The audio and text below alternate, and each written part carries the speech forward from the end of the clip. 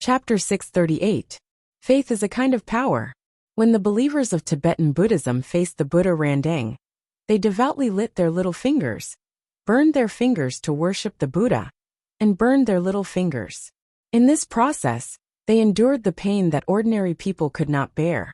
But their faces were full of happiness, self-destruction and self-abuse, just to worship the God. This is the power of faith.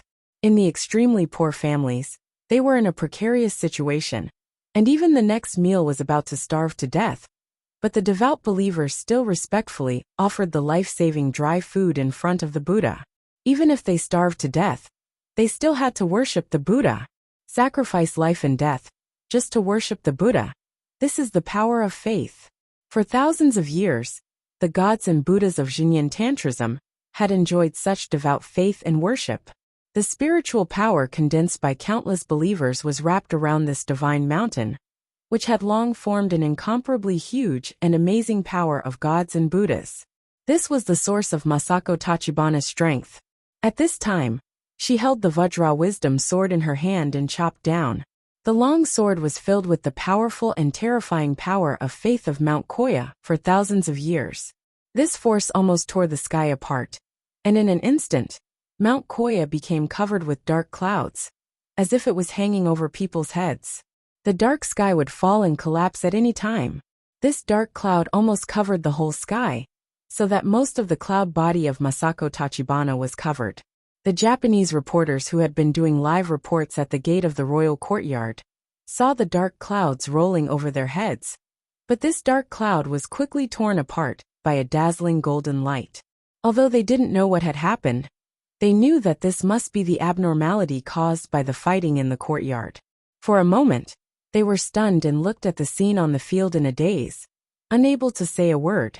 When Ziyuan and Su Chan saw Masako Tachibana's sword coming down, they were so scared that their hearts were in suspense.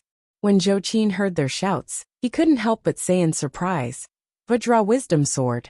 Is this the sword of the immovable Wisdom King?"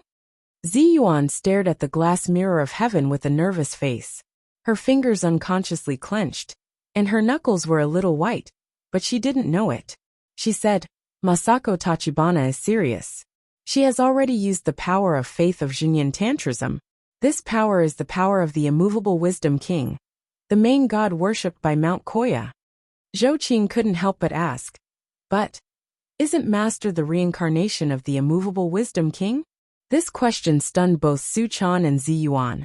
They raised their heads at the same time, one with a face full of surprise, the other with a thoughtful look.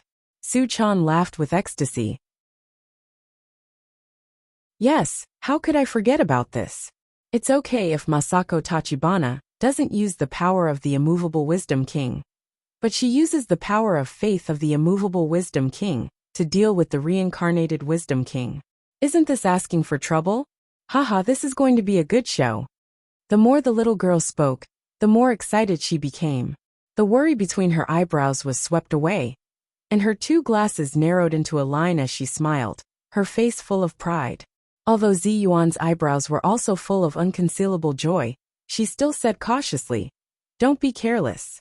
Let's see what happens first." When the cultivators of various sects who were watching the battle saw the Vajra wisdom sword with their own eyes, their faces immediately became serious, and their expressions hid fear. Many of them were defeated by Masako Tachibana's Vajra wisdom sword, but Masako Tachibana's sword smashed toward Li Yundong.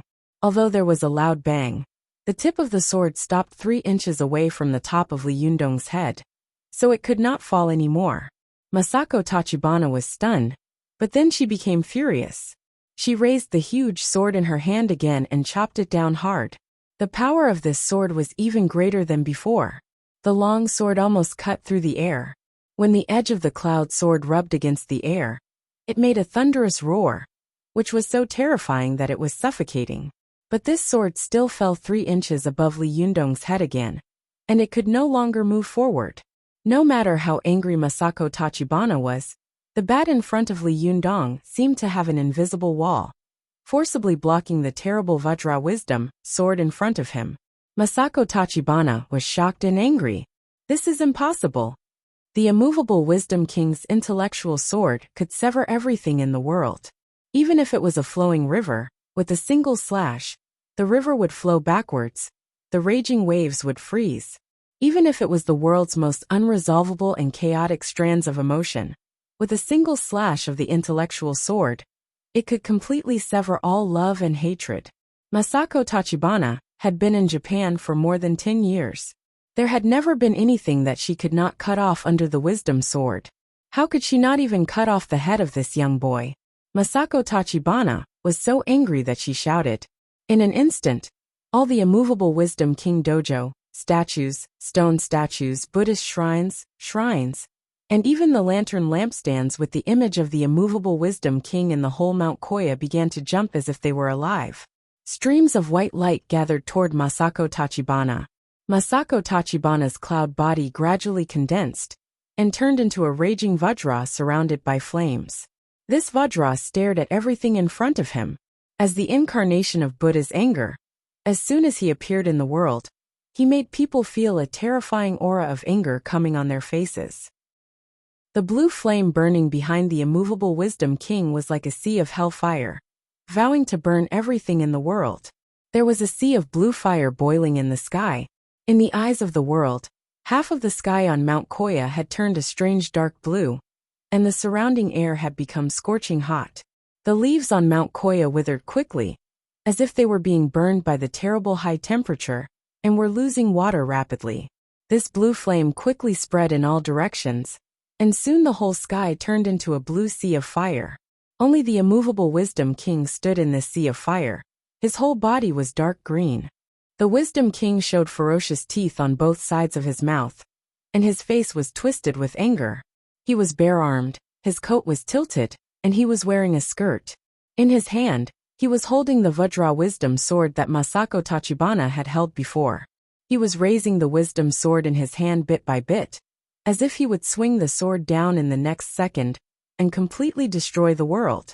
In the royal courtyard, some of the cultivators with poor willpower had already stood up in fear. They wished they could run away as far as possible. Some of the cultivators who had been defeated in the hands of Masako Tachibana turned pale, and their eyes showed fear that they could not bear to look back. The middle-aged man of Ayase Shinto looked at the immovable Wisdom King, summoned by Masako Tachibana in horror. He said in a hoarse voice, "Immovable Wisdom King, the king of all wisdom kings, the head of all wisdom kings. I haven't seen him for a long time." Chuyun, who had been expressionless all the time, also looked at the immovable Wisdom King, whose power was enough to destroy the world in horror. She said in a low voice, "Is this the power of the immovable Wisdom King? It's really powerful, really powerful. No wonder you told me since I was a child that Masako Tachibana was invincible in Mount Koya. It turns out that it's true." At this time, Masako Tachibana took out the immovable Wisdom King, and the rolling dark clouds in the sky were also burned away by the blue flames of the immovable Wisdom King. The people of Mount Koya looked up at the angry Wisdom King in the sky with their mouths agape. They didn't move at all, as if they had been scared out of their wits, especially when the wisdom sword in the immovable Wisdom King's hand was raised to the highest point above his head. Time seemed to stop moving, and the air became frozen. Then, the Vajra wisdom sword in the immovable Wisdom King's hand suddenly chopped down. There was no need for any fancy tricks, no need for any magical treasures. Akalanatha was the embodiment of Buddha's wrath. His power had already surpassed everything. He no longer needed these fancy things to display his unparalleled power. This ordinary sword chopped down, but it had already surpassed all the previous dangerous fighting methods. When the people of Mount Koya saw the sword chopping down, an idea suddenly jumped out of their minds. It's over. This world is going to be destroyed by Buddha. No one knew who was the first to let out a heart-wrenching cry. All of a sudden, almost all the people in the world screamed and ran away crazily, like small animals fleeing in all directions before the disaster came. At this time, Masako Tachibana had completely lost her mind. For the sake of the victory in front of her, she had forgotten everything. In her mind there was only one thought. I can't lose, immovable Wisdom King. Help me destroy the guy in front of me, who is blocking my way? Masako Tachibana watched the terrifying wisdom sword fall toward Li Yundong. His figure was instantly swallowed up by the huge wisdom sword. At this moment, she was so happy that she raised her head and laughed loudly. This burst of laughter was full of arrogance and unruliness. Coupled with the fact that Li Yundong's position had been instantly swallowed up by a blue flame, it highlighted Masako Tachibana's superior posture and pride as the winner. Su Chan, Ziyuan, and Zhou Qin looked at the scene in the glass mirror of heaven and were stunned. The three of them were speechless for a while. After a long time, Zhou Qin suddenly said angrily, "This is impossible." The little girl was also shocked. For some reason, her tears fell involuntarily. She said blankly, "Impossible, Yundong, he can't be like this." In the end, the two ominous words were on the tip of the little girl's tongue, but she couldn't say them out loud no matter how hard she tried. Ziyuan didn't say a word. She bit her lips tightly with her snow-white teeth, and her whole body was trembling. The fairy, who was usually very calm, seemed to have her spine taken away in an instant. Her whole body became light, and she couldn't even stand still. Although some cultivators of various sects in the Japanese cultivation world were very sympathetic and appreciative of Li Yundong, this battle involved the cultivation world of China and Japan. In any case, the Japanese cultivation world could not afford to lose. Therefore, the moment they saw Li Yundong being swallowed up by the flames, many people couldn't help but breathe a sigh of relief. Some sects that were very close to Xingyan Tantrism even cheered. The three monks who had been guarding the gate of the royal courtyard also noticed the outcome from the changes in the sky and the aura in the courtyard. They couldn't help cheering. The Japanese reporters, who had always disliked Li Yundong's high-profile behavior, saw them cheering and also clapped their hands to celebrate. But just as these Japanese people were celebrating, a soft sneer suddenly came from the boiling blue flame. Although this voice was soft, it was clearly heard by everyone in the fighting field of the royal courtyard. They only heard the voice say in a sarcastic tone, "You Japanese like to read the romance of the Three Kingdoms very much, but haven't you read the water margin?" As he spoke, a man slowly walked out from within the blue flames. He had an imposing appearance and was completely unharmed. It was Li Yundong. Chapter 639. The blue flame burning around the immovable Wisdom King was the manifestation of the angry power of Buddha. This power was extremely terrible, enough to be compared with the Samadhi true fire of Taoism, which could burn everything. When Masako Tachibana saw the blue flame devouring Li Yundong, she couldn't help laughing wildly. This difficult and hateful opponent finally disappeared in front of her. But what Masako Tachibana never expected was that in less than half a minute, Li Yundong walked out of the terrible flame unscathed. Not only was he unscathed, but the handmade silk tang suit on his body did not even show any sign of being burned, as if the flame was just the decorative background around him. Masako Tachibana was stunned by the scene in front of her. Her mind buzzed and she shouted in a hoarse voice, "This is impossible. This is absolutely impossible. Who the hell are you?" Li Jiandong did not answer Masako Tachibana. He just looked coldly at the patriarch of the Tachibana family in front of him. His eyes were full of mockery, as if the real master had seen a fake swindling outside in his name. Li Yundong raised one hand and waved it. The blue flame around him quickly rushed into his palm like rivers returning to the sea. The blue flame boiling in the sky, and the flame around him quickly gathered in his palm and rotated quickly. Every time it rotated, it was compressed. Soon the sky was as clear as before, and all the blue flame was compressed into a fist-sized blue fireball by Li Yundong. The density and strength of this fireball were incredibly high. It looked like a burning blue glass ball, and the ripples of the flame could be clearly seen flowing and boiling inside. Although it was already very shocking to be able to control the flame all over the sky freely, what did it mean to be able to compress the flame of Wisdom King into such a small ball? But for this point, very few people on the scene thought about it for a while. They had a more serious and terrifying problem to worry about. The cultivators of all the sects in Japan looked at the blue flame in Li Yundong's palm with fear in their eyes. They knew that the flame seemed to have become smaller. But its power was far more terrifying than the sea of fire that had filled the sky just now. Originally, flames would only burn and scorch everything it came into contact with. But this fireball was compressed from a sea of fire that filled the sky, and it had a terrifying explosive power. It could even be said that this blue fireball was equivalent to the power of 10 atomic bombs. If it was detonated by Li Yunyang, Mount Koya would be razed to the ground, and a huge sinkhole would appear in Wakayama Prefecture, Japan. Based on the special geographical structure of the island country of Japan, once this blue fireball exploded, not only would Wakayama Prefecture be finished, but the continental shelf of Japan would also be shaken to the point of ushering in an even more terrifying earthquake and tsunami. This would be the end of the Japanese nation. All the cultivators of all the sects in Japan stared at the blue fireball in Li Yundong's hand nervously. They didn't even dare to breathe. Even the middle-aged man of Ayase Shinto and Chuyen, who had admired Li Yundong before, stood up nervously at this time. They were surrounded by Jinchi, and took out their powerful magical weapons. Their eyes seemed to be about to shoot out sharp blades as they stared at Li Yundong. As long as he had the slightest intention of detonating the blue fireball, they would attack at all costs. They were powerful cultivators, and could escape from such a terrifying explosion by all kinds of means. But His Majesty the Mikado and his wife could not. There were countless ordinary people in Japan here. They could not.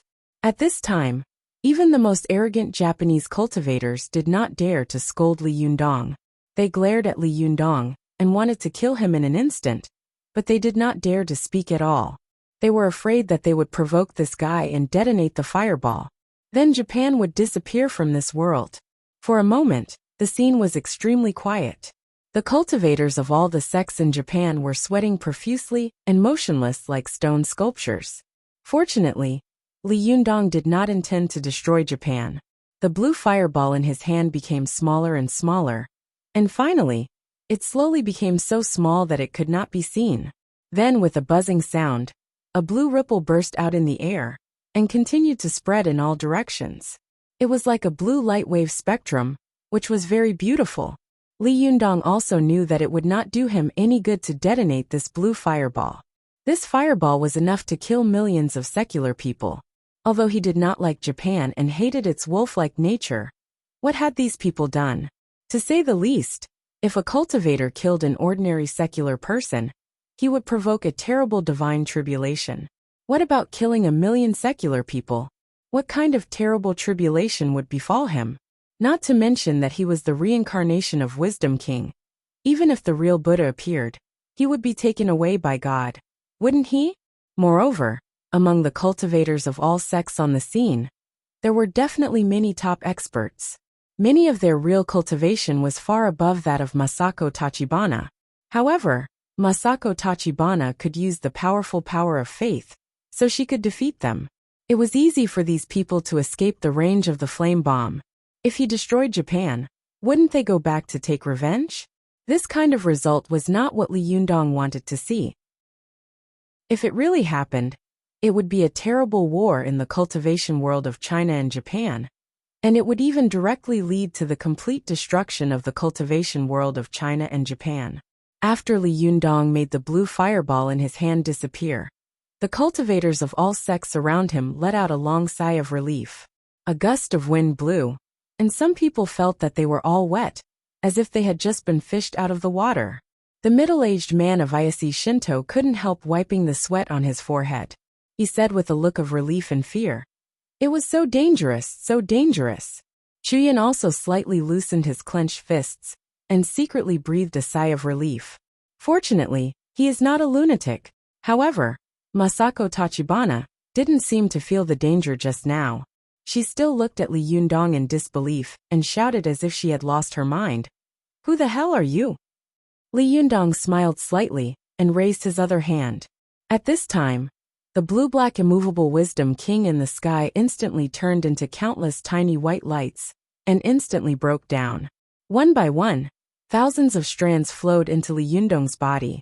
As soon as this force entered Li Yundong's body, his whole body burst out with a dazzling white light. A crack appeared between his eyebrows with a tearing sound. The cracks slowly elongated, and a majestic and cold vertical pupil appeared. Then, Li Yundong's bones cracked, and 2 heads and 4 arms quickly grew out from his shoulders and back. He became an angry wisdom king with 3 heads and 6 arms, who was more than 2 meters tall. At this moment, even Su Chan, Zi Yuan, Zhou Qin, and the others, who had seen this scene through the glass mirror of heaven, could not tell whether Li Yundong's physical body had directly transformed into the Dharmakaya of Wisdom King, or whether his yang spirit body had transformed into such a way to shroud his physical body. When everyone saw Li Yundong's appearance at this time, they were so shocked that they shouted, "This is Wisdom King Tianzuan! Immovable Wisdom King! This is impossible!" Masako Tachibana's head was buzzing. She suddenly remembered what her daughter had said to her very seriously. "Mom, this Li Yundong is the reincarnation of Wisdom King. You must not use the power of a movable Wisdom King to fight with him." At that time, Masako Tachibana scoffed at this statement and didn't believe it at all. It was like a person squandering an ownerless treasure for more than 10 years. He had subconsciously regarded this treasure as his own exclusive property. Suddenly one day, someone came to her and told her that this treasure belonged to another person. How could she believe it? Even if she believed it, how could she be willing to admit it? Masako Tachibana was sweating all over, and beads of sweat rolled down her forehead. She subconsciously murmured, "Impossible, this is absolutely impossible." But her body was trembling under the pressure of Akalanatha.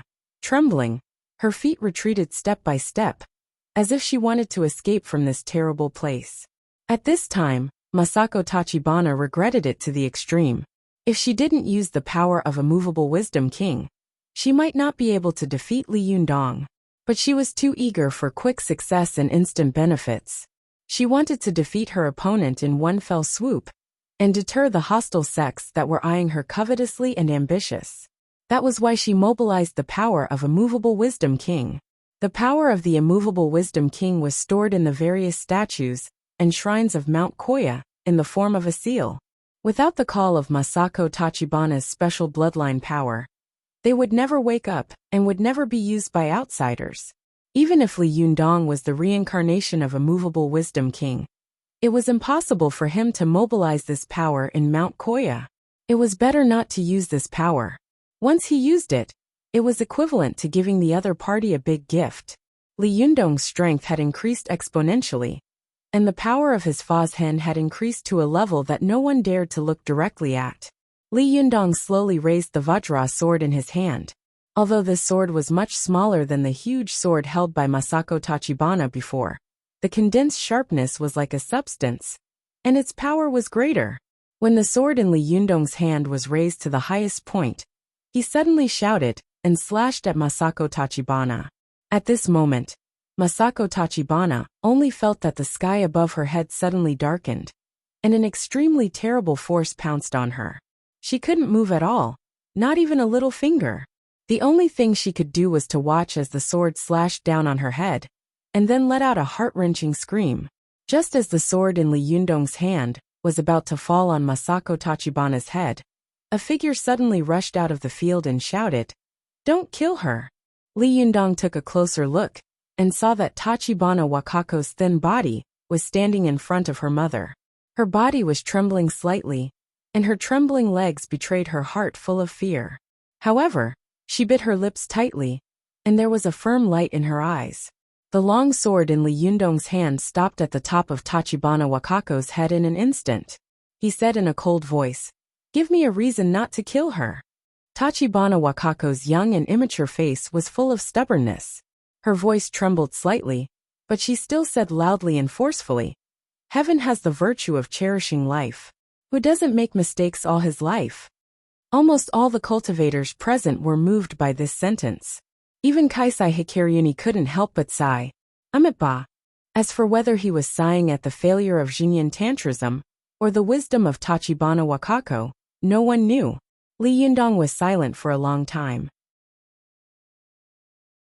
The long sword in his hand slowly disappeared, and his figure slowly changed back to the original appearance of the man in the tang suit. He suddenly smiled and said to Masako Tachibana, Your daughter understands more than you do. You've lived for more than 10 years in vain. When Masako Tachibana heard Li Yundong's words, his voice kept echoing in her mind. There was a blank and indignant voice in her heart that kept shouting, "Is it wrong for me to work hard for more than 10 years? What was wrong with me? What was wrong with me?" Masako Tachibana thought of what she had boasted in front of everyone, of the plan she had carefully arranged before, and of the miserable situation in front of everyone now. She couldn't help feeling ashamed and angry at the same time. A stream of hot air rushed up from her dantian. She was so angry that her chi and blood were in a mess. She spat out a mouthful of blood and fell down on her back. Tachibana Wakako let out a cry of surprise. She turned around and hugged Masako Tachibana, who had collapsed on the ground. The middle-aged man of Ayase Shinto looked at Masako Tachibana and shook his head. The era of Masako Tachibana is over. The Japanese cultivation world will usher in the era of hegemony again. Chuyin looked at Li Yundong with a complicated look in her eyes. It was hard to tell whether it was admiration or fear. She asked in a low voice, "What about him?" The middle-aged man looked at Li Yundong, only to see that Li Yundong did not look at Masako Tachibana and the others. He turned around, dusted off the dust on his body, and was about to leave. He couldn't help but whisper, "This Chinese man defeated Masako Tachibana. If this gets out." Previously, he had thought that Li Yundong was a weak hero, so he had a pity for him. But at this time, the other party had defeated Masako Tachibana. The nature of the whole thing had changed. Not only did he think of this idea, but the cultivators of other Japanese cultivation sects also thought of it. Behind Li Yundong, a few loud shouts rang out at the same time. "You can't go. Chinaman, stop right there. Do you want to leave after hurting someone?" When Li Yundong heard the voice, he turned around. His expression did not change at all, but his eyes were full of contempt and disdain. At this time, Zi Yuan, who was hiding in the woods outside the royal courtyard of Mount Koya, raised her head. She quickly wiped the Tongtian glass mirror with her hand and hid the powerful magical weapon on her body. She said, "It's time for us to play." At this time, in Kyoto, Japan, a demon-sealing war was taking place in the downtown area. Sorry, I was too tired at noon, so I didn't have time to update. I'll try to update a chapter in the evening. The next chapter is the appearance of the black fox. Chapter 640. In the Qingming Shrine in the Shangjing district of Kyoto, Japan, Lu Yi was standing in front of an inconspicuous stone platform. He reached out and stroked the bright red five-pointed star rune on the stone platform. Just as he gently stroked it for a while, he heard an old voice behind him saying in Japanese, "I'm sorry, you can't touch this thing with your hands like this." Lu Yi didn't look back. He said in Japanese with a strong Kanto accent, "Is that so? Are you afraid that I will release the monster sealed in this stone?" With that, Lu Yi turned around and smiled slightly. The smile on his face was so kind that it was almost harmless. Standing in front of Lu Yi was a short old man. He was about 1.6 meters tall, and was wearing the most ordinary brown Japanese men's kimono.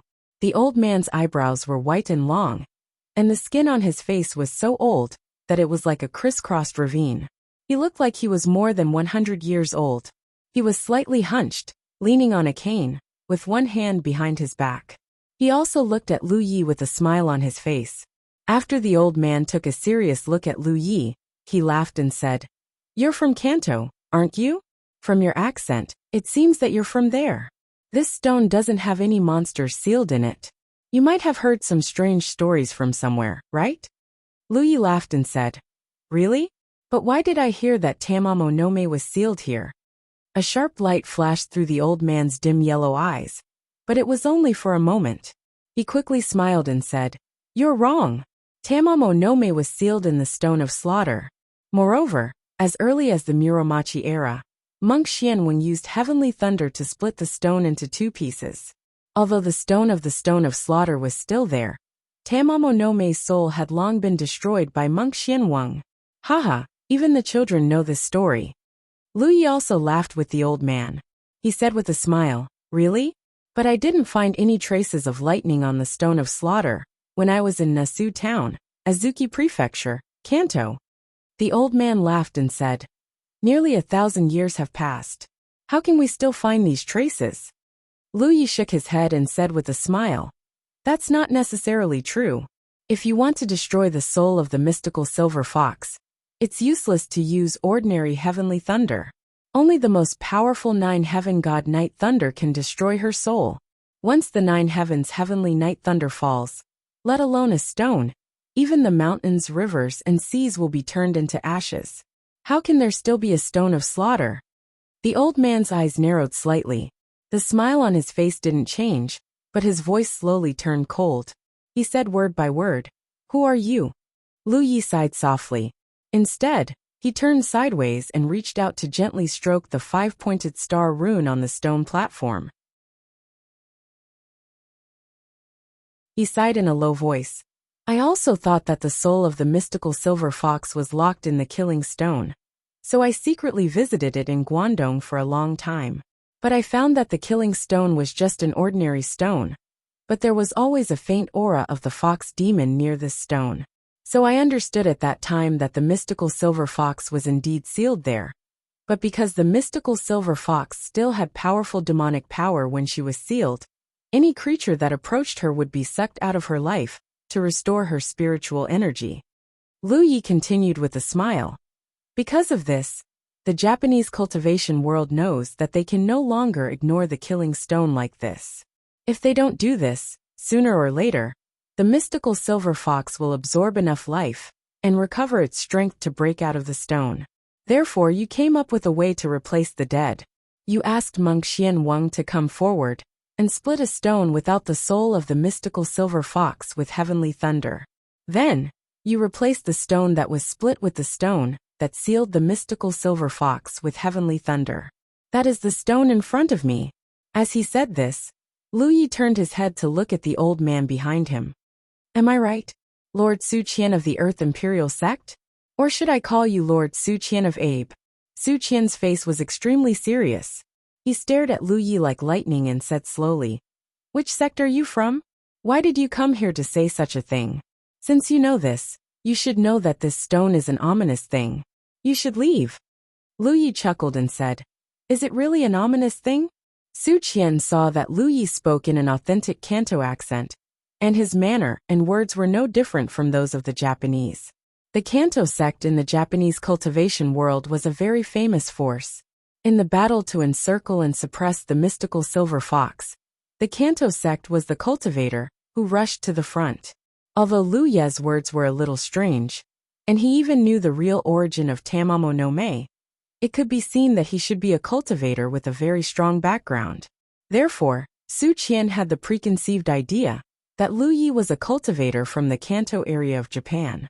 Everyone in Japan knew about Tamamo no Mei, and Tamamo no Mei was a well-known name in the Japanese cultivation world. However, very few cultivators knew that Tamamo no Mei was the mystical silver fox. Only the Japanese cultivation sects that had participated in the encirclement and suppression knew about this extremely secret matter.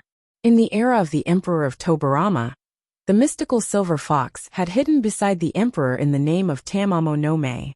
Later, she had been discovered by Yasuhiro Abe. In a rage, the Emperor of Tobarama had sent his favorite generals, Miura Jie Yoshiaki, Ueda Sukihirosho, and the strongest on Myoji in Japan at that time. Yasuhiro Abe had organized 80,000 troops to encircle and suppress the mystical silver fox. This battle had been recorded in the history of Japan. It was unprecedented and unprecedented. Even in a large-scale battle in Japan, there were very few battles with close to 100,000 people. However, these 80,000 elite soldiers had been used to encircle and suppress a mystical silver fox with only one soul and 2 spirits left. It could be said that in the history of Japan, no demon had ever been able to enjoy such treatment. It was also because of this battle that Tamamo no Mei's great reputation shook the Japanese court and was spread to the world.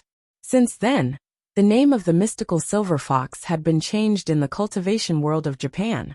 In Abe Su Qian's opinion, since Lu Yi knew about it and spoke Japanese so fluently, he must be the descendant of a big cultivation family in Japan. After learning about the whereabouts of the mystical silver fox, he came to see what was going on out of curiosity. It was not the first time that this kind of thing had happened. However, Abe Su-chien didn't know that Lu Yi was the junior of the mystical silver fox, and he was also a terrifying eight-tailed fox. After Lu Yi had cultivated to the eight-tailed fox, his demon chi had been completely restrained. He was no different from ordinary people. Therefore, even Abe Su-chien, who had a high cultivation, couldn't see Lu Ye's true identity. Abe Su-chien said with a serious face, "Why isn't it an ominous thing? When the mystical silver fox was sealed in this stone, any creature that approached her would be sucked to death by her." Later, several generations of our Abe family sacrificed their lives to make this magic sealing rune, which completely sealed her in this place. Our Abe family has been guarding this place for more than 30 generations. I advise you to stay away from it. Lu Yi looked at the stone in front of him with pity and sympathy. The Jinqi in his body began to flow quietly. He pressed his finger on the five-pointed star rune and suddenly said in surprise, "Ah, there is a crack here." Abe Su-chien was stunned and couldn't help scolding. "Nonsense. This rune has an extremely strong demon sealing power. How could there be a crack?" However, Lu Yi said, "You don't believe me? Then come and see for yourself." After that he stepped aside. Abe Su-chien took a closer look at Lu Yi and took a few steps forward doubtfully. He took a closer look and saw that the stone platform was undamaged. There was no crack. Abe Su-chien was stunned, and soon he felt a strong wind coming from behind him. The pores on his back suddenly exploded, and a creepy feeling came quickly. Abe Su-chien subconsciously dodged to the side, but he didn't expect that he would dodge this attack. Soon, the other party followed him like a shadow. Abe Su-chien saw a vast expanse of white in front of him. A huge white object swept toward him, and his body was immediately swept away. As an old man of the Abe family, Abe Su-chien was not a onmyoji, who was very good at fighting. Two of the strongest people of the Abe family were in Tokyo, and the other two were in Mount Koya. Abe Su-chien was the weakest one who stayed behind. Although he knew the importance of this stone platform, no matter how important it was, after guarding it for nearly 1,000 years, his vigilance would always drop. Besides, who dared to be presumptuous near Mount Hirui? Who dared to be presumptuous in the Qingming Divine Club? The Abe family, who had guarded this sealing stone for nearly 1,000 years, did not expect that someone would take advantage of this time. In addition, Lu Yi had carefully prepared and imitated the accent and behavior of the Kanto people vividly, which made Abe Su-chien have a preconceived idea. This time, Lu Yi suddenly launched a sneak attack. How could he not succeed? Abe Su-chien's body was smashed out fiercely. His thin and weak body slammed into a traditional restaurant. His body was like a cannonball, and the curtain at the door fluttered. There was a burst of clanging and shouting in the room. But soon, Abe Su-chien rushed back from inside in an instant, surrounded by a black aura. Blood spilled from the corner of his mouth. He stared at Lu Yi in front of him angrily and shouted, "Who the hell are you?" A deep laugh came from Lu Yi's throat. As he chuckled, huge snow-white tails grew out of his back one after another. The fur of these white tails was smooth, reflecting a strange and enchanting beauty in the light. Abe Su-chien's pupil shrank sharply. Nine-tailed fox spirit. The nine-tailed fox spirit was so famous in the Japanese cultivation world that when Abe Su-chien saw the fox tail behind Lu Yi, the first thought that came to his mind was this. But he soon found that there were only 8 tails behind this fox spirit. Fortunately, it's not a nine-tailed fox spirit. Abe Su-chien was a little relieved. He quickly looked around, only to see that the tourists near the Qingming Shrine, as well as the owners and employees of the traditional restaurant, were all shocked by the scene in front of them. They stood there in a daze, as if they were scared silly. They couldn't come to their senses for a long time. Abe Su-chien shouted, "Run! What are you waiting for?" As soon as he finished speaking, the tail behind Lu Yi swept fiercely. Once again, Abe Su-chien, who was distracted, was swept away. This time, his body hit the wall heavily, making a big hole in the wall. Lu Yi glanced at Abe Su-chien with disdain and snorted coldly, "Watch this moment." As he said this, he turned around, turned his hand, and slapped the stone platform in front of him, which was deeply engraved with red five-pointed star runes. Stop! Just as Lu Ye's palm was about to fall, Abe Su-chien endured the sharp pain, propped up his body in the ruins, and quickly threw a five-pointed star rune at Lu Yi. The five-pointed star rune quickly turned into a ferocious shiki in the air. It had a single horn on its head and fangs in its mouth. It pounced on Lu Yi with a ferocious face. Lu Yi turned around and glanced at the Shikigami. His gaze was condescending and full of sarcasm and mockery. "You want to stop me with just this?" After saying that, white fox fur quickly grew out of his body, and he instantly revealed his true form. Lu Ye's true body was more than 3 meters tall. He glared at the Shikigami in front of him like a giant beast. He opened his mouth and let out a ferocious roar. With a howl of rage, the Shikigami was shattered into pieces by the impact of the sound waves alone. Even Abe and Su-chien were sent flying again. At this time, no one could stop Lu Yi anymore. He turned around and stepped heavily on the stone platform. With a loud bang, a crack appeared on the stone platform. With a crack, a faint golden aura quickly leaked out of the five-pointed star rune. Soon, this golden aura surged out and gradually turned into a huge, irregular, mist-like gas floating in the air. Thousands of soldiers were shouting and rushing toward the top of the mountain like a tide. Wearing the armor of a Japanese general, Miura Jie Yoshiaki and Ueda Jie Hiroshi were calmly commanding the army from the rear. Countless Japanese cultivators rushed toward a delicate figure one after another. The famous Onmyoji of Japan, Abe Yasukin, was quickly chanting an incantation and drawing five-pointed star runes. These pictures flashed quickly like a lantern until they finally froze into a picture. In this image, a woman radiating golden light stood in the middle of a mountain of corpses and a sea of blood. This woman's back was facing the image, and behind her were 9 extremely long golden fox tails. Each fox tail was soaked in a sea of blood. Countless Japanese samurai, who had already died, were holding samurai swords full of runes and stabbing into her fox tails, forcibly nailing her to the ground.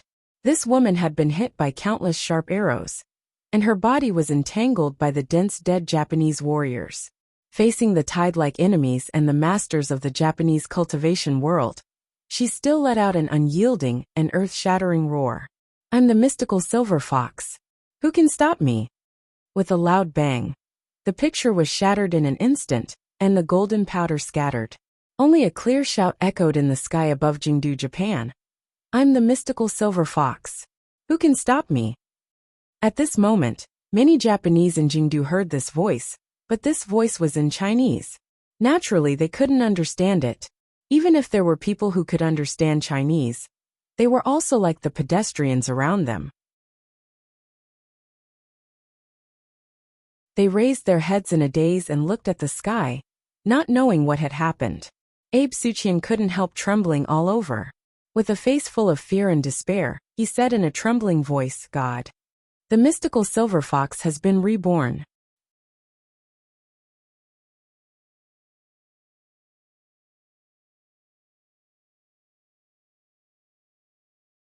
Chapter 641.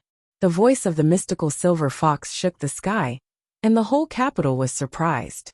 Many citizens looked up at the sky, the passers-by stopped walking, and the drivers rear-ended one after another. The busy crossroads were blocked for a while. Abe Su-chien trembled all over as he looked at the countless shattered golden particles falling to the ground in the sky. They slowly piled up, and then a person slowly stood up from them. This person's body was blurry, like countless tiny golden light spots combined together. Her entire body seemed a little distorted, but one could vaguely make out that this was a graceful woman. Her appearance was a little blurry, and at first, she did not even have facial features. However, as the golden halo twisted, her features became clearer bit by bit, and slowly, a nose and eyes appeared. Just as her appearance was about to take shape, Abe Su-chien suddenly let out a desperate scream. His whole body burst out with dazzling black and white light. With a roar of anger, his body turned into a cannonball and rushed toward the mystical silver fox. After Lu Yi released the mystical silver fox, he slowly returned to his human form. He saw Abe Su Qian rushing over, but he didn't stop him at all. Instead, there was a hint of mockery at the corner of his mouth. At this time, Abe Su Qian was burning his life and rushing toward the mystical silver fox with the purest power of the true method, trying to destroy her when she showed her figure. But as soon as he rushed in front of her, the mystical silver fox suddenly stretched out her hand, and her palm stopped in front of Abe Su Qian. Abe Su Qian's cannonball momentum suddenly stopped, and the black and white chi around his body also froze in an instant. Lu Yi sneered and said, "Stupid guy." Just as Lu Yi was about to give Abe Su Qian a bet, the mystical silver fox suddenly pinched her fingers and clenched her hands into fists. In an instant, the black and white chi around Abe Su Qian's body exploded in all directions with a buzz. When the ghost chi from the yin and yang realms met the nine-tailed celestial fox, it was like a ferocious beast meeting a more ferocious monster. It subconsciously fled in all directions, but when this ghostly aura escaped, it forcibly tore Abe Su Qian's already very old body into countless pieces. In an instant, the old man of the yin-yang Tao turned into a cloud of blood mist, causing a burst of frightened exclamations from the surroundings. Some of the ordinary people near the Qingming shrine were so scared that they fled to the distance. Some were so scared that they hid behind obstacles and shivered, and some hid in the corner and secretly took pictures of everything in front of them with their mobile phones. At the same time that Abe Su Qian was killed in seconds, there was an angry shout on the roof next to Qingming shrine. "Evildoer, kill quickly." When Lu Yi heard the voice, he turned his head and saw two monks standing on the roof with Buddhist beads around their necks and Buddhist staffs in their hands. These two monks were dressed in kasaya, and half of their arms were exposed. Their muscles were so developed that they were like steel bars wrapped around their bodies, like iron towers and vajras. Lu Yi frowned slightly. He knew that these were the guardian vajras of Mount Hai. Their spiritual energy was tyrannical, and they were good at fighting. Everyone's strength was close to the Jinshin phase. He began to worry. The bald donkeys of Mount Hai are really fast. As soon as his voice fell, he saw countless figures jumping down from the roofs of the houses and rushing towards them from the direction of Mount Hai. Lu Yi's heart trembled. He looked at the mystical silver fox anxiously, but he didn't dare to urge the mystical silver fox. He knew that at this time, it was the time for the mystical silver fox's soul to reorganize, her memory to recover, and her strength to awaken again. Once he disturbed her, it would cause great damage to the mystical silver fox. At this moment, the monk on the roof next to him shouted loudly. He waved his Buddhist staff and smashed it towards the top of the mystical silver fox's head like a meteor. The mystical silver fox didn't seem to see it, but just as the Buddhist staff was about to hit her head, she suddenly raised her head and let out a shrill roar. The blue veins on the neck of the mystical silver fox stood out, and her mouth was wide open. A fierce voice that seemed to pierce through the sky and tear the earth burst out from her chest. This shrill roar suddenly shook the surrounding air, and then with a buzz, the air seemed to shrink and quickly surge out of the waves, spreading in all directions. The shock wave shook the ground, and countless cracks spread in all directions from the feet of the mystical silver fox. The glass of the surrounding houses was all shattered in an instant, and many wooden houses even collapsed and fell to the ground. Some ordinary people who were close to her fell to the ground with blood flowing from their 7 orifices, without saying a word. It was unknown whether they were dead or alive. As for the 2 powerful monks who bore the brunt of the attack, their bodies seemed to have been frozen in place. After a long time, blood slowly seeped out of the pores of their skin, and their whole bodies slowly turned into a blood man. Their bodies fell to the ground softly. Lu Yi knew that the shrill roar of the mystical silver fox had shaken their chi and blood out of control. They fled in all directions and finally, their blood vessels burst and they died. Although these 2 monks were not difficult to deal with for Lu Yi, after being sealed for nearly 1,000 years, Lu Yi had always been worried about whether the mystical silver fox would be able to regain its vigor. However, with just a shrill roar, the mystical silver fox had shaken the 2 guardian vajras to death. Its power was not less than that of the past. "I'm the mystical silver fox. Who can stop me?" Even if the mystical silver fox only had one soul and two souls left, even if she had been sealed in the five-star talisman array for nearly 1,000 years, once she appeared in the world again, her sharpness was still not something that ordinary people could resist. In a trance, Lu Yi seemed to see the majestic figure of the mystical silver fox in the battle with Su Yi. At this moment, Lu Yi's blood was burning all over his body. He had planned for decades and finally succeeded. The Fox Zen school could finally regain its glory. But not long after he was happy, he heard an angry shout that shook the sky. Form a formation to subdue the devil. Lu Yi looked up and saw that the roofs of the surrounding houses were already full of monks. There were no less than 500 or 600 of them. These monks quickly stood on the spot with their palms together, or sat down cross-legged with Buddha beads in their hands.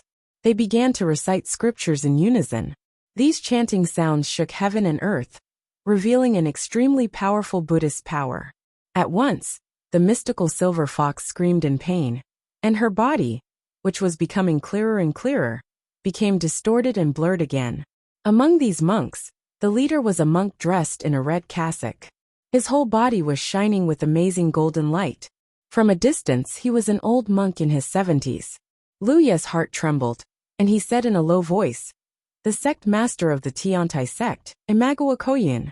The Tiantai sect was an extremely powerful force in Japanese Buddhism, although it was not as good as it was in the Warring States period. And the Tiantai sect in Mount Hai had suffered 3 disasters and fallen from the clouds to the bottom. A centipede was still alive. So far, there were still an astonishing number of martial monks in the Yanli Temple of Mount Hai. When these monks quickly formed the demon-subduing formation, the power of the formation was so powerful that it immediately caused the sky to be covered with dark clouds. The thunderclouds were rolling, and there were signs that the end of the world was coming. Even Lu Yi, such a powerful and abnormal 8-tailed fox, had a sense of fear that he didn't want to take another look. Lu Yi looked at the rolling thunder and lightning above his head. He gritted his teeth and said, "Dharma Hua exterminating formation." In the battle of Su Yi, who had besieged the mystical silver fox, it was the cultivators of the Tiantai sect who had sacrificed their lives to use this formation to attract the heavenly tribulation, which made the mystical silver fox busy dealing with the heavenly thunder. That was why many Japanese warriors had swarmed up and used the tactic of ants biting a giant elephant to nail her to the spot.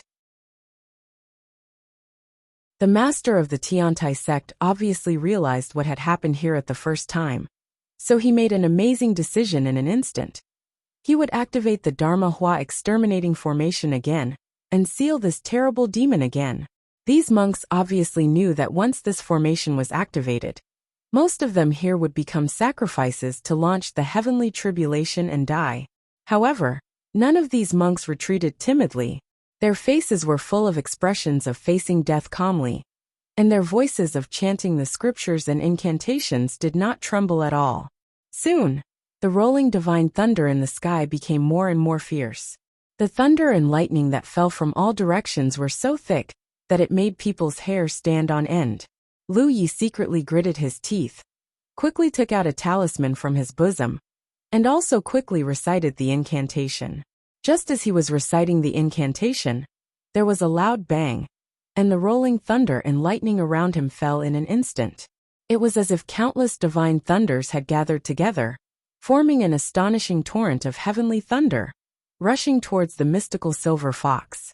The figures of the mystical silver fox and Lu Yi were instantly engulfed by the dazzling white light. For a moment the sky was bright, and they were blind. After a long time, the light around them slowly returned to normal. Imagawa Koyin, the master of the Tiantai sect, spat out a mouthful of blood. Many monks around him also fell to the ground. A monk beside him tilted his body and immediately struggled to rush forward to support him. He gasped and said, "Master Koyin, we succeeded." Imagawa Koyin took a look at the field and saw that the original Qingming shrine had almost disappeared. There was a huge deep pit on the ground, and the houses around the shrine had also become ruins. There was no one in the original place where Lu Yi and the mystical silver fox had been, not even a little ash. Imagawa Koyin frowned. After taking a deep breath, he sighed and said, No, we failed. The monk next to him was shocked and said, How could that be? Didn't the heavenly thunder hit her? Imagawa Koyin said bitterly. At the moment when the heavenly thunder fell, they ran away. The monk's hair stood on end. Ran away. The mystical silver fox actually ran away? Buddha, such a terrible demon actually escaped in front of us. Who on earth let him go? After all, Imagawa Koyin was the master of the Tiantai sect. He quickly got rid of the depression of the failure of the demon seal. He slowly stood up and said in a cold tone, Investigate, immediately find out who let the mystical silver fox go. Find out where the mystical silver fox has escaped to. Even if we go to the ends of the earth, we will kill her. The monk next to him whispered, But, Master Koyin, who can take on the responsibility of hunting down the mystical silver fox?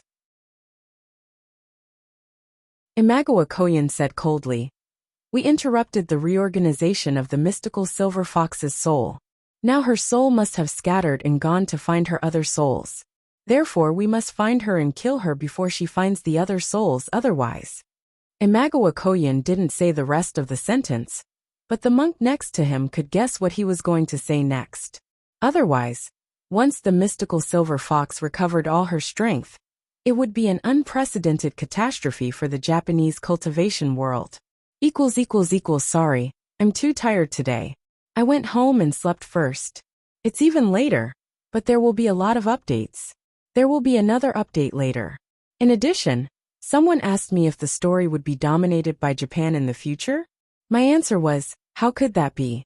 Japan is just a branch. Of course, the main line is in China.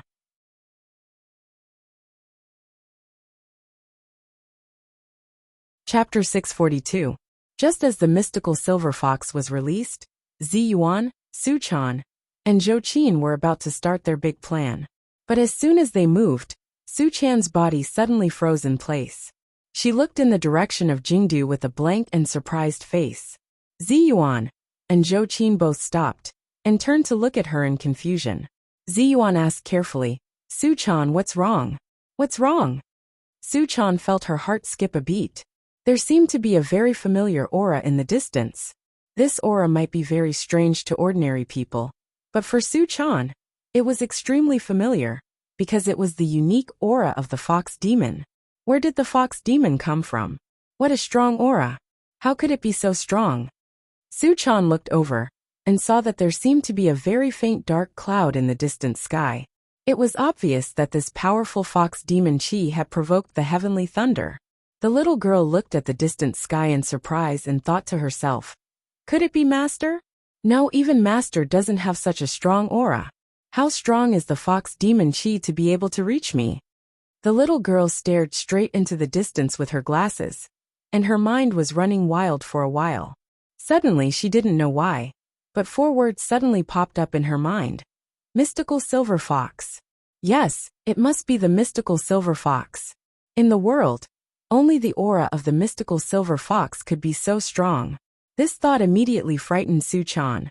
Her face was pale, and she immediately took a few steps back subconsciously.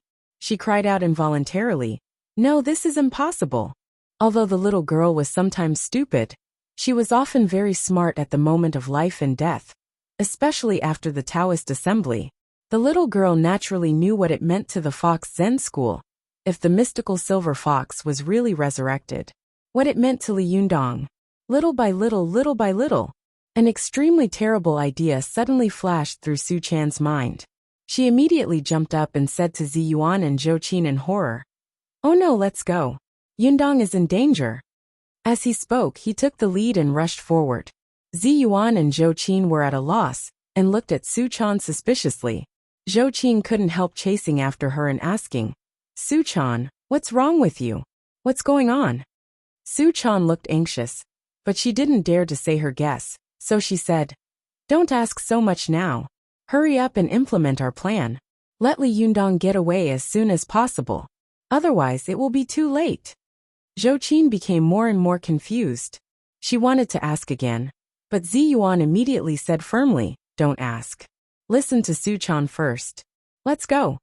Seeing this, Zhou Qin didn't say anything more. She nodded and quickly followed. The three of them rushed to the vicinity of the royal courtyard, only to see that the Japanese reporters guarding at the door had already been boiling.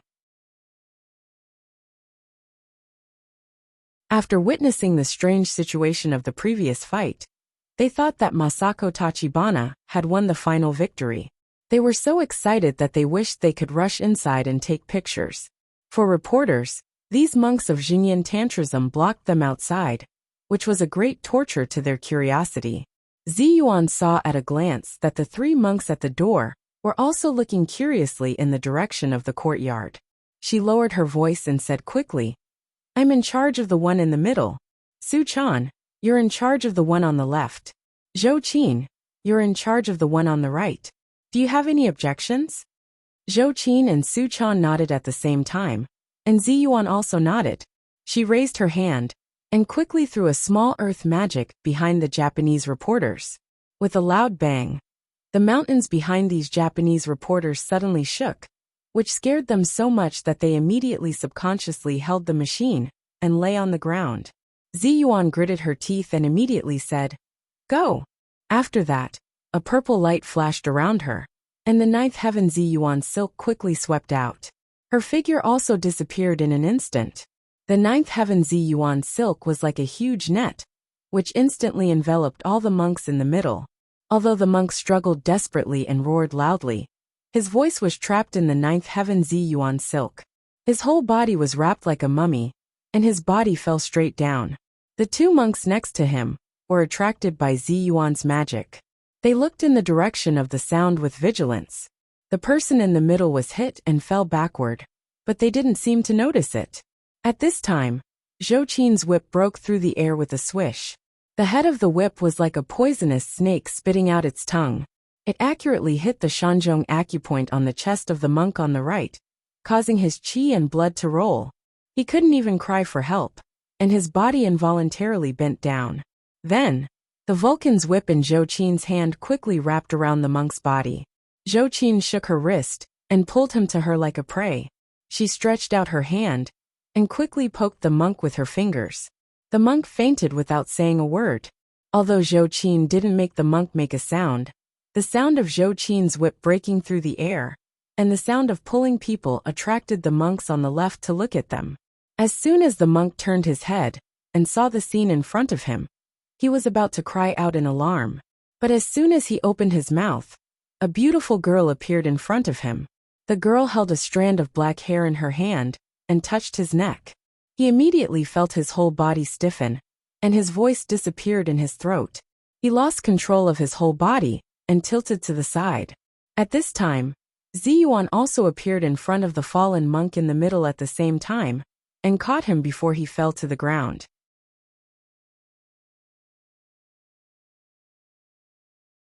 Ziyuan and Su-chan looked at each other and nodded quickly. The two of them pulled the two monks and quickly went into the jungle. Ziyuan, Zhou-chin, and Su-chan moved as fast as lightning. Before the reporters at the door noticed anything unusual, they had already finished everything. When these reporters stood up in shock, they were surprised to find that the three monks at the door had disappeared. For a moment, these reporters looked at the open and unobstructed door in a daze and looked at each other. They all wanted to rush in immediately, but the discipline and rules of the Japanese people had been deeply rooted in their bones and blood. Although there was no one guarding the door, they still didn't rush in for a while. But at this time, they saw the three ascetics of the Pure Land School they had seen before slowly walking toward the royal courtyard. They watched helplessly as the three monks entered the courtyard, and their minds immediately became active. They looked at each other, and at this time, the curiosity and sense of responsibility of a journalist finally overcame everything.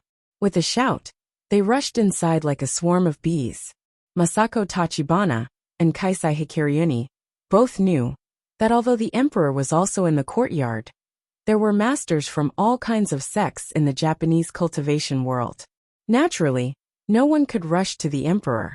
Therefore, most of the monks of Xinyan Tantrism were arranged on the periphery of Mount Koya and outside the royal courtyard to prevent outsiders from attacking. The monks in the courtyard were all paying attention to the situation on the field. How could they pay attention to the situation around them? When these reporters rushed into the field like a tide, it was too late for them to stop them. Just as the cultivators of the Japanese cultivation world were attacking Li Yundong, the Japanese reporters rushed in, as if they were afraid that the world would be in chaos. For a moment, cameras flew together, and the flashes were the same color. Li Yundong was going to fight with these Japanese cultivators, but when he saw this scene, he was stunned. Just as he was in a daze, a voice came to his ear and said quickly and anxiously, "Li Yundong, go." Li Yundong heard this voice clearly. It was Zi Yuan's voice that had been transmitted to him. Why is she here? Li Yundong couldn't help but be stunned. Li Yundong was not a reckless person. He knew that even Guan Yunchang, who went to the meeting alone, had to hold Lu Su hostage to escape in the end, let alone himself. If he didn't take advantage of the chaos to leave now, when would he? In the midst of the chaos, Li Yundong took advantage of the fact that everyone's attention was diverted and disappeared in an instant. In the courtyard, these reporters rushed in. They looked as excited as sharks who had smelled blood. They asked loudly, "Mr. Tiaman, may I ask why you came to Mount Koya this time?" "Master Kaisai Hikaryuni, I heard that there was a real battle here. Is that true? Miss Chuyan, what happened in the sky just now? Can you explain it to us?" Although the Japanese cultivators on the scene had seen many storms, they couldn't help but be dumbfounded when they saw this scene. Some cultivators became angry and shouted at the reporters, "Who are you? Who let you in? Drive them out. Shut up. Don't you see that they are filming? Do you want to be filmed?" The monks of Xinyan Tantrism looked at these reporters at a loss. Although they were powerful cultivators, in the face of the satellite live broadcast cameras and these ordinary mortals, they didn't know how to deal with the scene in front of them. Kaisai Hikaryuni was extremely unhappy, but he still said to the reporters kindly, "Amipa, please behave yourself. His Majesty the Mikado is upstairs." The Mikado's power was extraordinary. The reporters on the scene immediately quieted down and stood up solemnly, no longer making noise. At this time, a figure also stood up from the half-covered window upstairs. The figure flashed past the window and slowly went downstairs. The faces of the cultivators of all sects on the scene were very ugly. In front of the Mikado, the Japanese cultivation world had been slapped in the face in public. Some of them soon became alert and looked around for traces of Li Yundong. While they were searching around, they heard a loud laugh coming from the air. Li Yundong's figure stood in the clouds and said with a smile, "The waves in the east of the river lead dozens of people to drive this small boat and a leaf. It's not like the 9-layered dragon in Phoenix Tower, but it's a tiger's den. I think this single-blade society is like the Sai Village Society. What a good view of the river." After that, Li Yundong laughed 3 times and disappeared into the sky. The Japanese cultivators were immediately furious. Almost all the Japanese men had read the 3 Kingdoms, and these cultivators were all well-cultivated and knowledgeable masters. Naturally, they knew that Li Yundong was reciting Guan Hanqing's single-blade society to satirize them as clowns in Jiangdong. Some cultivators said angrily, "Damn it, let this Chinaman escape. Bastard ignorant junior, how dare you laugh at us? Damn it, go and get him back." But although they were shouting fiercely, none of them took action. Firstly, there were reporters at the scene, and secondly, the previous battle had really shocked them. This young man was actually the reincarnation of the Wisdom King. This was really too scary. The Japanese worshipped the immovable Wisdom King the most. Just as these cultivators were making a racket, a monk suddenly rushed to Kaisai Hikaryuni and whispered a few words in his ear. Kaisai Hikaryuni's originally calm and peaceful face suddenly changed dramatically. He said with a horrified and distorted face, "What did you say?" The monk said it again in his ear, and this time, Kaisai Hikaryuni's whole body trembled. The surrounding reporters looked at Kaisai Hikaryuni curiously. They didn't understand why this great monk, whose expression would not change even if Mount Tai collapsed in front of him, would panic to such an extent. But although they didn't hear what he said, the cultivators of all sects and schools heard such a sentence with their super strength. the mystical silver fox had reappeared in the world. In an instant, all the Japanese cultivators in the royal courtyard of Mount Koya fell silent, and a terrible and solemn atmosphere enveloped the field. Chapter 643. The news of the resurrection of the mystical silver fox made all the cultivators in Japan feel as if they were immersed in an ice cellar, and a chill pierced their bones. Although it had been nearly 1,000 years since the Great War of Sealing Demons in Suyi, the horrible memory of this war was still lingering in the Japanese cultivators' minds. They didn't dare to imagine what kind of disaster would be brought to Japan and the Japanese cultivation world after such a big devil was released. Kaisai Hikaryuni was the first to recover from this terrible news. He said to the reporters beside him, who widened their eyes and were full of curiosity, "Amitba, please go to the front hall to have a rest. Later, Jingyan Tantrism will hold a press conference. At that time, if you have any questions, you can ask them. Now please leave first." The reporters looked at each other and had no choice but to retreat under the guidance of the other monks.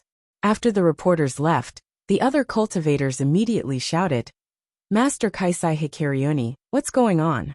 The mystical silver fox was sealed in Jingdu. There were Inyang masters of the Inyang sect and monks of the Tiantai sect guarding it. Why did it escape? The Inyang masters of the Kumo family, who had always been enemies with the Abe family, also said coldly, "Abe is right. Isn't your family responsible for guarding the soul of the mystical silver fox? Why is there such a mistake?" Abe was right. He was a middle-aged man who looked very dignified. He said in a deep voice, "Someone must have taken advantage of the situation. 2 of our clansmen are in Tokyo. Abe Aomori and I came to Mount Koya, so the Qingming shrine is empty." The Inyang masters of the Kumo family sneered and said, "Why didn't you make full preparations? Don't you know the terrible consequences of letting the mystical silver fox escape?" Abe said angrily, "This must be a conspiracy. They transferred us to this place, and then took advantage of the situation to secretly let go of the mystical silver fox, He Maochong. Our family has guarded the mystical silver fox for nearly 1,000 years. The price we paid is known to the whole world. It's not your turn to talk about it." He Maochong and the other 2 sneered and did not speak again. At this time, an eminent monk of the Pure Land sect said slowly, "Amitba, calm down everyone. It's not a way to investigate the responsibility now. Let's figure out what happened first. It's impossible for the mystical silver fox to escape by her own strength. There are not only the Abe family guarding there, but also the people of the Yanli temple of the Tiantai sect guarding around. Even if she can escape by herself, she will be sealed back soon. But now that she has escaped, it is very likely that someone has secretly received her, or that someone is plotting to release her." The eminent monk's words made everyone nod in agreement.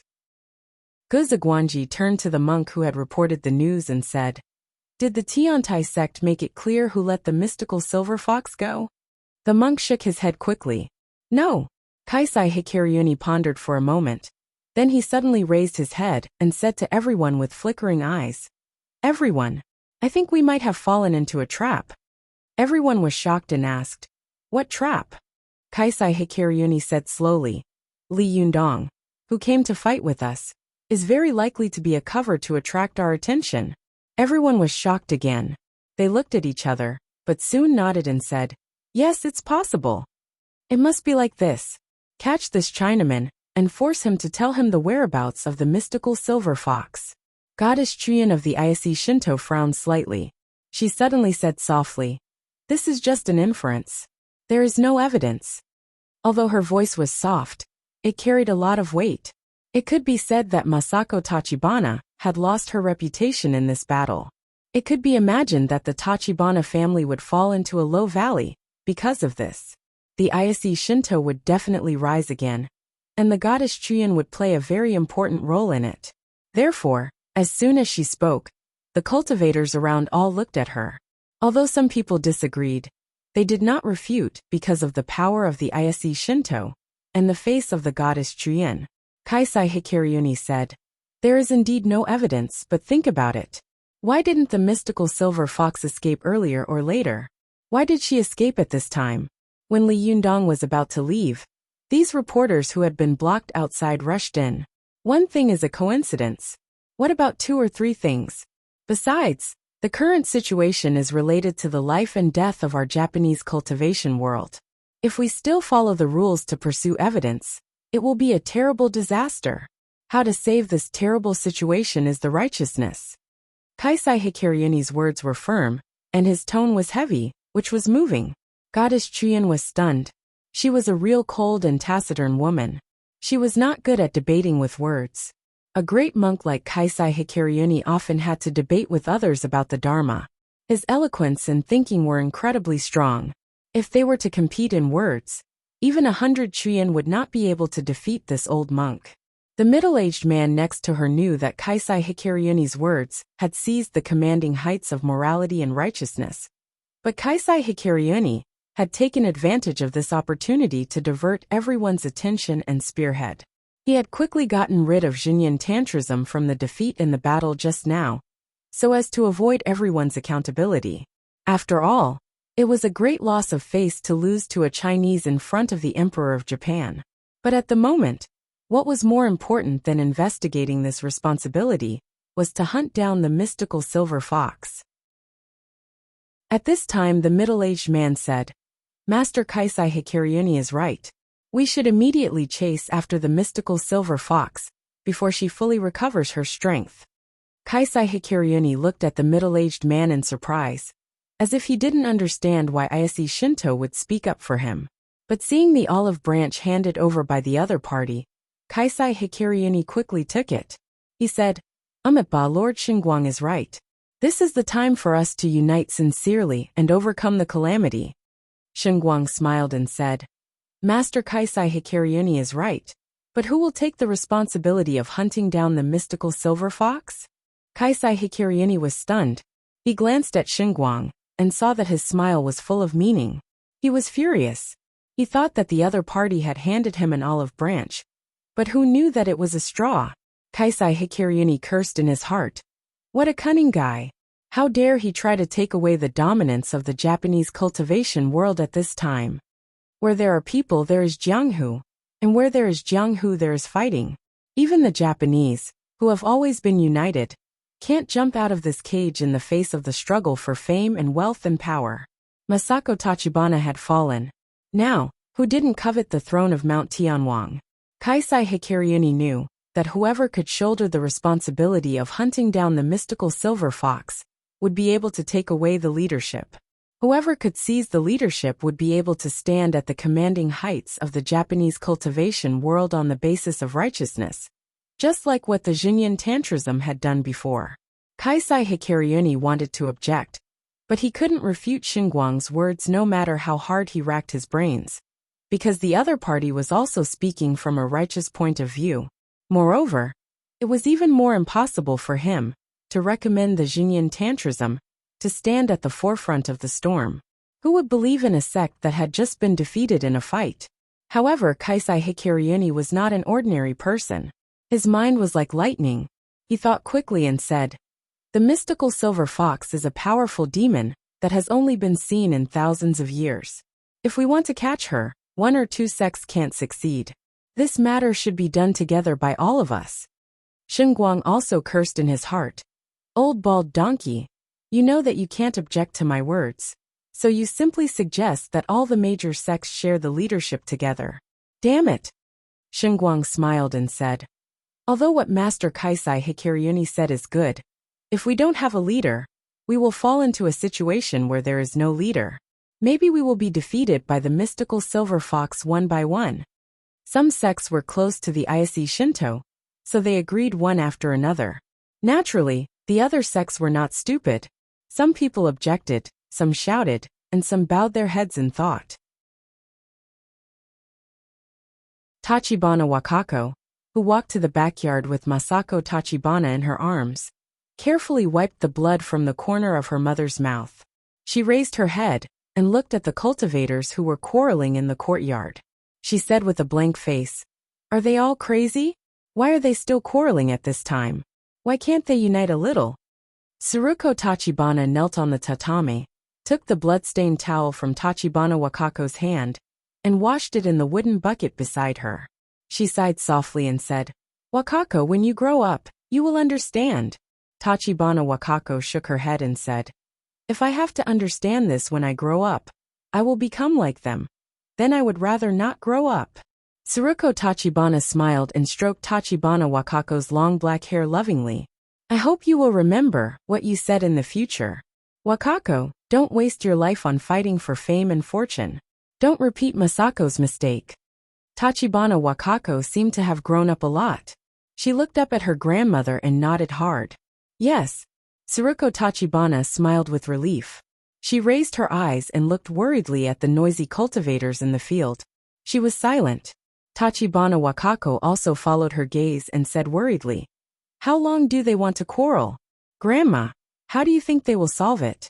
Will they keep quarreling until the mystical silver fox recovers all her strength?" Tsuruko Tachibana shook his head and said, "No, they will definitely think of a solution. And this method is simple and easy to do." Tachibana Wakako asked in confusion, "What is it?" Tsuruko Tachibana frowned and said, "First, whoever finds the mystical silver fox first will take the lead." Tachibana Wakako said curiously, "But the world is so big. Where can we find the mystical silver fox? It doesn't matter if we send fewer people. If we send a large number of people to look for it, will our own hometown be empty? And in turn, the mystical silver fox will take advantage of it?" Tsuruko Tachibana looked at Tachibana Wakako with admiration and said, "You're right. So in fact the best way is the second." Tachibana Wakako asked, "What's the second way?" Tsuruko Tachibana said with a serious face, "Whoever can defeat Li Jiandong will be able to take the lead." Tachibana Wakako was shocked. "Why?" As soon as she blurted out these words, she immediately reacted. It could be said that all of this had an inseparable relationship with Li Jiandong. In the eyes of almost all the cultivators present, Li Jiandong must be one of the participants in releasing the mystical silver fox. They had the reason and righteousness to crusade against Li Jiandong. In addition, Li Jiandong had defeated Masako Tachibana in front of His Majesty the Mikado, which had humiliated the Japanese cultivation world. If anyone could defeat Li Jiandong again, the prestige and reputation it would bring would naturally be self-evident. Tachibana Wakako was not a fool. She quickly figured it out, but she couldn't believe it. They won't leave the mystical silver fox alone and go to find trouble with Li Jiandong first, will they? As soon as Tachibana Wakako finished speaking, she heard a cultivator in the field say loudly, "In my opinion, all of this is because of that Chinese man. If it weren't for him, the mystical silver fox wouldn't have been able to escape. If it weren't for him, we wouldn't have lost so much face in front of His Majesty the Mikado. In my opinion, whoever can defeat this Chinese man, we will recommend him to be the leader of the crusade against the mystical silver fox." This sentence stunned Tachibana Wakako. She couldn't believe that someone would really ignore the danger of the mystical silver fox and go to find trouble with Li Jiandong first. Are these guys idiots? Can't they tell the priorities? However, when the cultivators of the other sex heard this, they were silent for a while and nodded at the same time. Ayase Shinto's divine light was full of sarcastic smile. He said, "This is really a good idea. Go to find trouble with the reincarnated Wisdom King? Who will go?" Everyone looked at each other. Yes, this Chinese man is the immovable Wisdom King. Such an abnormal power of Masako Tachibana has been absorbed by this guy. Isn't it courting death to go to find trouble with him? At this time, Kaisai Hikariuni said, "Don't worry. The power of Wisdom King used by Masako Tachibana can't be completely used by Li Jiandong. This power belongs to our Mount Koya. He can use it, but he can't take it away." Everyone was immediately relieved. Many cultivators began to clamor, "Go and kill this Chinese man who humiliated us. He must be one of the conspirators who released the mystical silver fox. He must also know where the mystical silver fox is hiding. Go and catch him and force him to tell us the whereabouts of the mystical silver fox. Yes, yes, we must take revenge. But if we go to the door, will it cause the rebound of the cultivation world in China? Humph, if the Chinese man covers up for this guy, then we will declare war. This Chinese man humiliated us in front of His Majesty the Mikado, and then took advantage of the weakness to let the mystical silver fox go. This is already the biggest provocation to us. Yes, if any sect protects him, then we will go to war with them. Most of the cultivation sects responded loudly and angrily. The emotions on the scene were as fierce as a raging fire, burning fiercely. Ise Shinto's divine light, and Chuyan looked at the crowd in shock. They all wanted to say something, but at this time, all the sects and schools in the Japanese cultivation world were excited, and the general trend had been formed.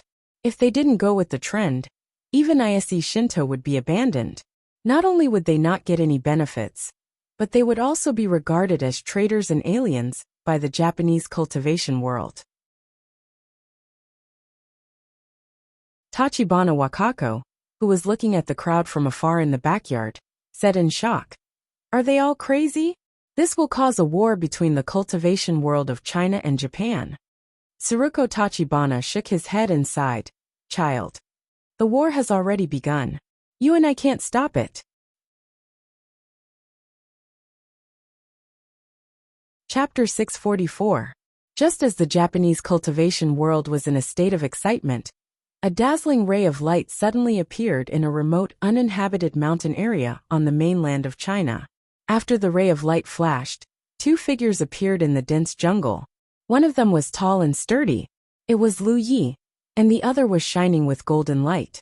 His body was twisted, and after a while, there was a loud bang, turning into countless rays of golden light and scattering in all directions. Lu Yi was shocked and angry. He shouted, "Don't want the mystical silver fox. I'm a disciple of the Fox Zen school. Don't go. I let you go. Don't run." However, the mystical silver fox didn't seem to hear him. Her young spirit doppelganger instantly escaped. Even if Lu Yi wanted to follow her footsteps, he didn't know how to catch up. Lu Yi stood there in a daze. After a long time, a person slowly walked out from behind him. This person had a graceful figure and a vermilion beauty mole between her eyebrows. It was Ao Wushuang. Ao Wushuang was also surprised and said, "Did you release the mystical silver fox? Why did she run away?" "Bastard." Lu Yi punched a big tree beside him unwillingly. His fist was like a hot knife cutting cheese. In an instant, it penetrated the big tree that could only be hugged by two people. Lu Yi gritted his teeth and said, "The mystical silver fox has been sealed for too long." When she was released, the reorganization of her soul was interrupted by the people of the Tiantai sect. Therefore, she has no memory now, nor has she recovered all her strength. In addition, because her soul is incomplete, she doesn't even have the most basic thinking and judgment. At this time, the intelligence and reaction of the mystical silver fox are no different from those of the most primitive beasts. She can't distinguish between enemies and friends.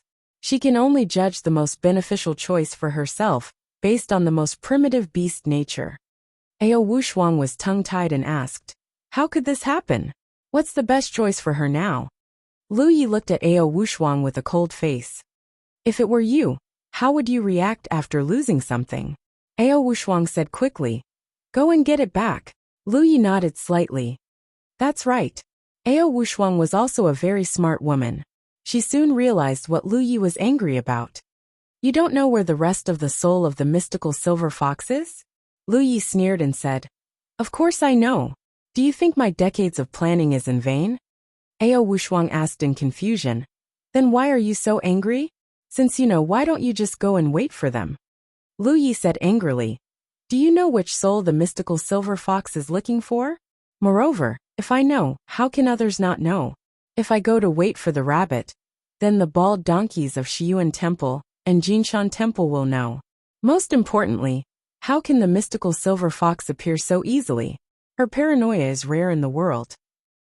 I suspect that even if she finds the remnant of her soul, she won't retrieve it immediately, because when she retrieves her soul, she will definitely lose the ability to defend herself for a period of time.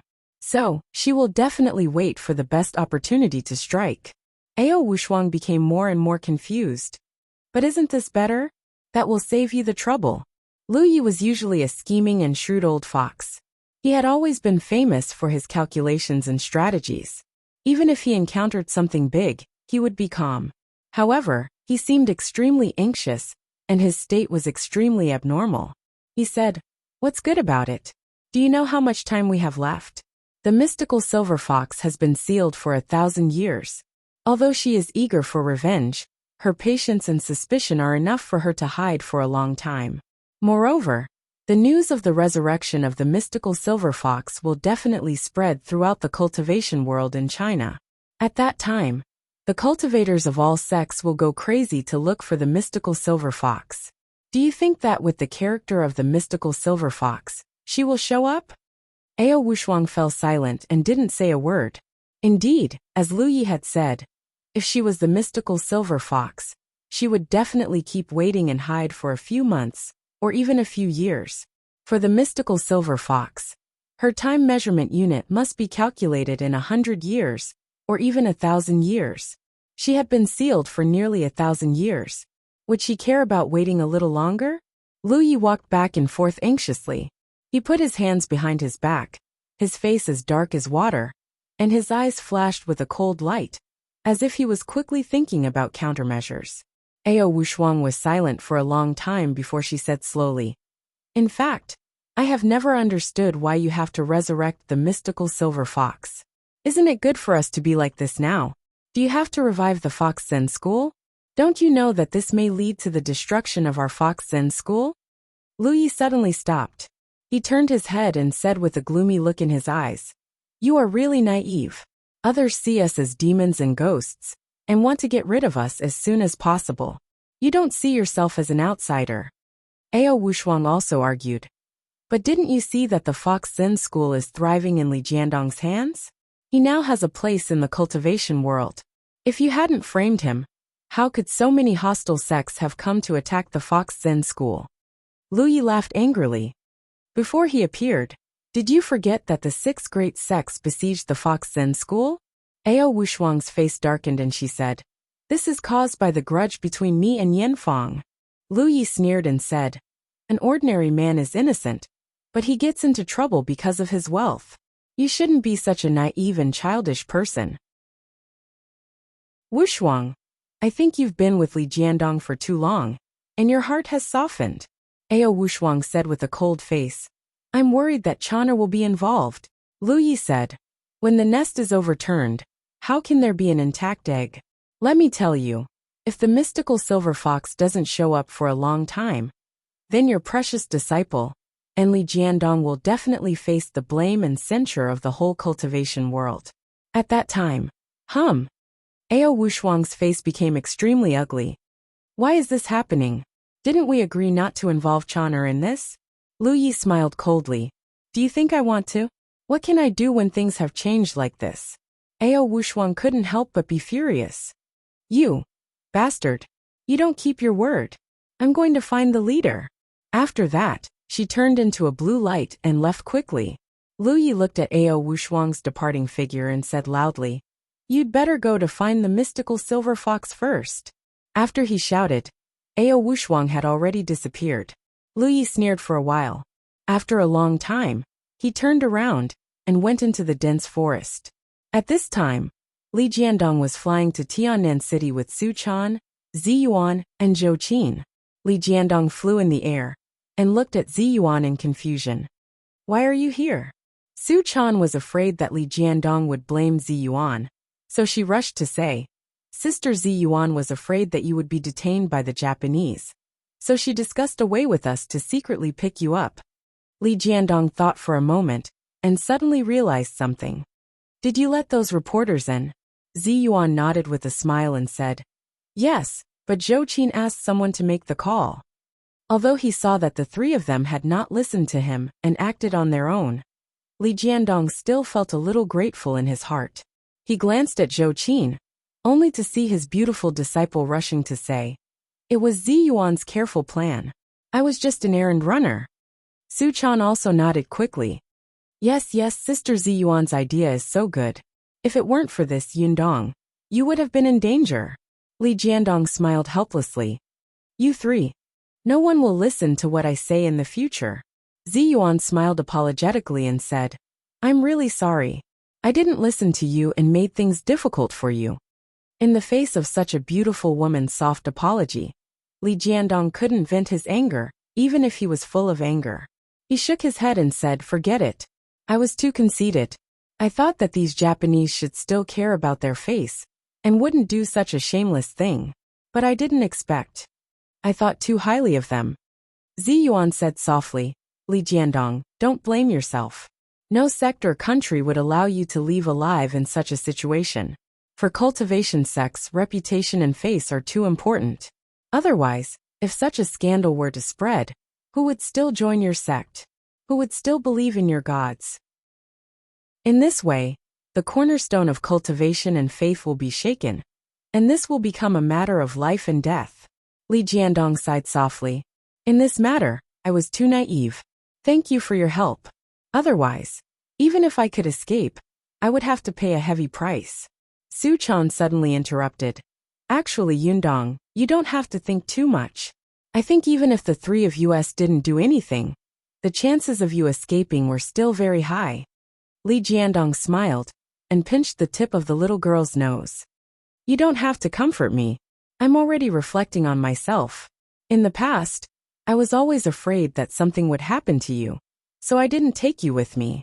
Now it seems that you are growing very fast. It seems that you can already take charge of things on your own. In the future, I'll take you with me wherever I go, okay? Su Chan was overjoyed and said happily, Okay, take me with you wherever you go. Li Jiandong smiled and said, I'll take you with me when I take a bath, okay? Su Chan's ears turned red and she said angrily, You're so annoying. You're playing with me. Zhou Qin and Ziyuan smiled. Zhou Qin asked, By the way, Su Chan, you seemed very surprised and flustered before. You said that if you were late, you wouldn't be able to save Master. What's going on? The smile on Su Chan's face suddenly disappeared. She looked at Li Jiandong, wanting to say something but hesitating. Li Jiandong asked curiously, Is there anything you can't say? Su Chan hesitated for a moment and said, Just now, I seem to feel a very strong fox demon chi appearing in a very far place. Li Jiandong's flying figure suddenly stopped. He was stunned and said, A very strong fox demon chi? Where is it? Su Chan pointed in the direction of the capital. It's over there, but it's very far away now. Li Jiandong asked, Are you familiar with this aura? Could it be your master? Su Chan shook her head and said, No, master's aura is not that strong. Ziyuan suddenly asked, Su Chan, how much stronger is this aura compared to your master's?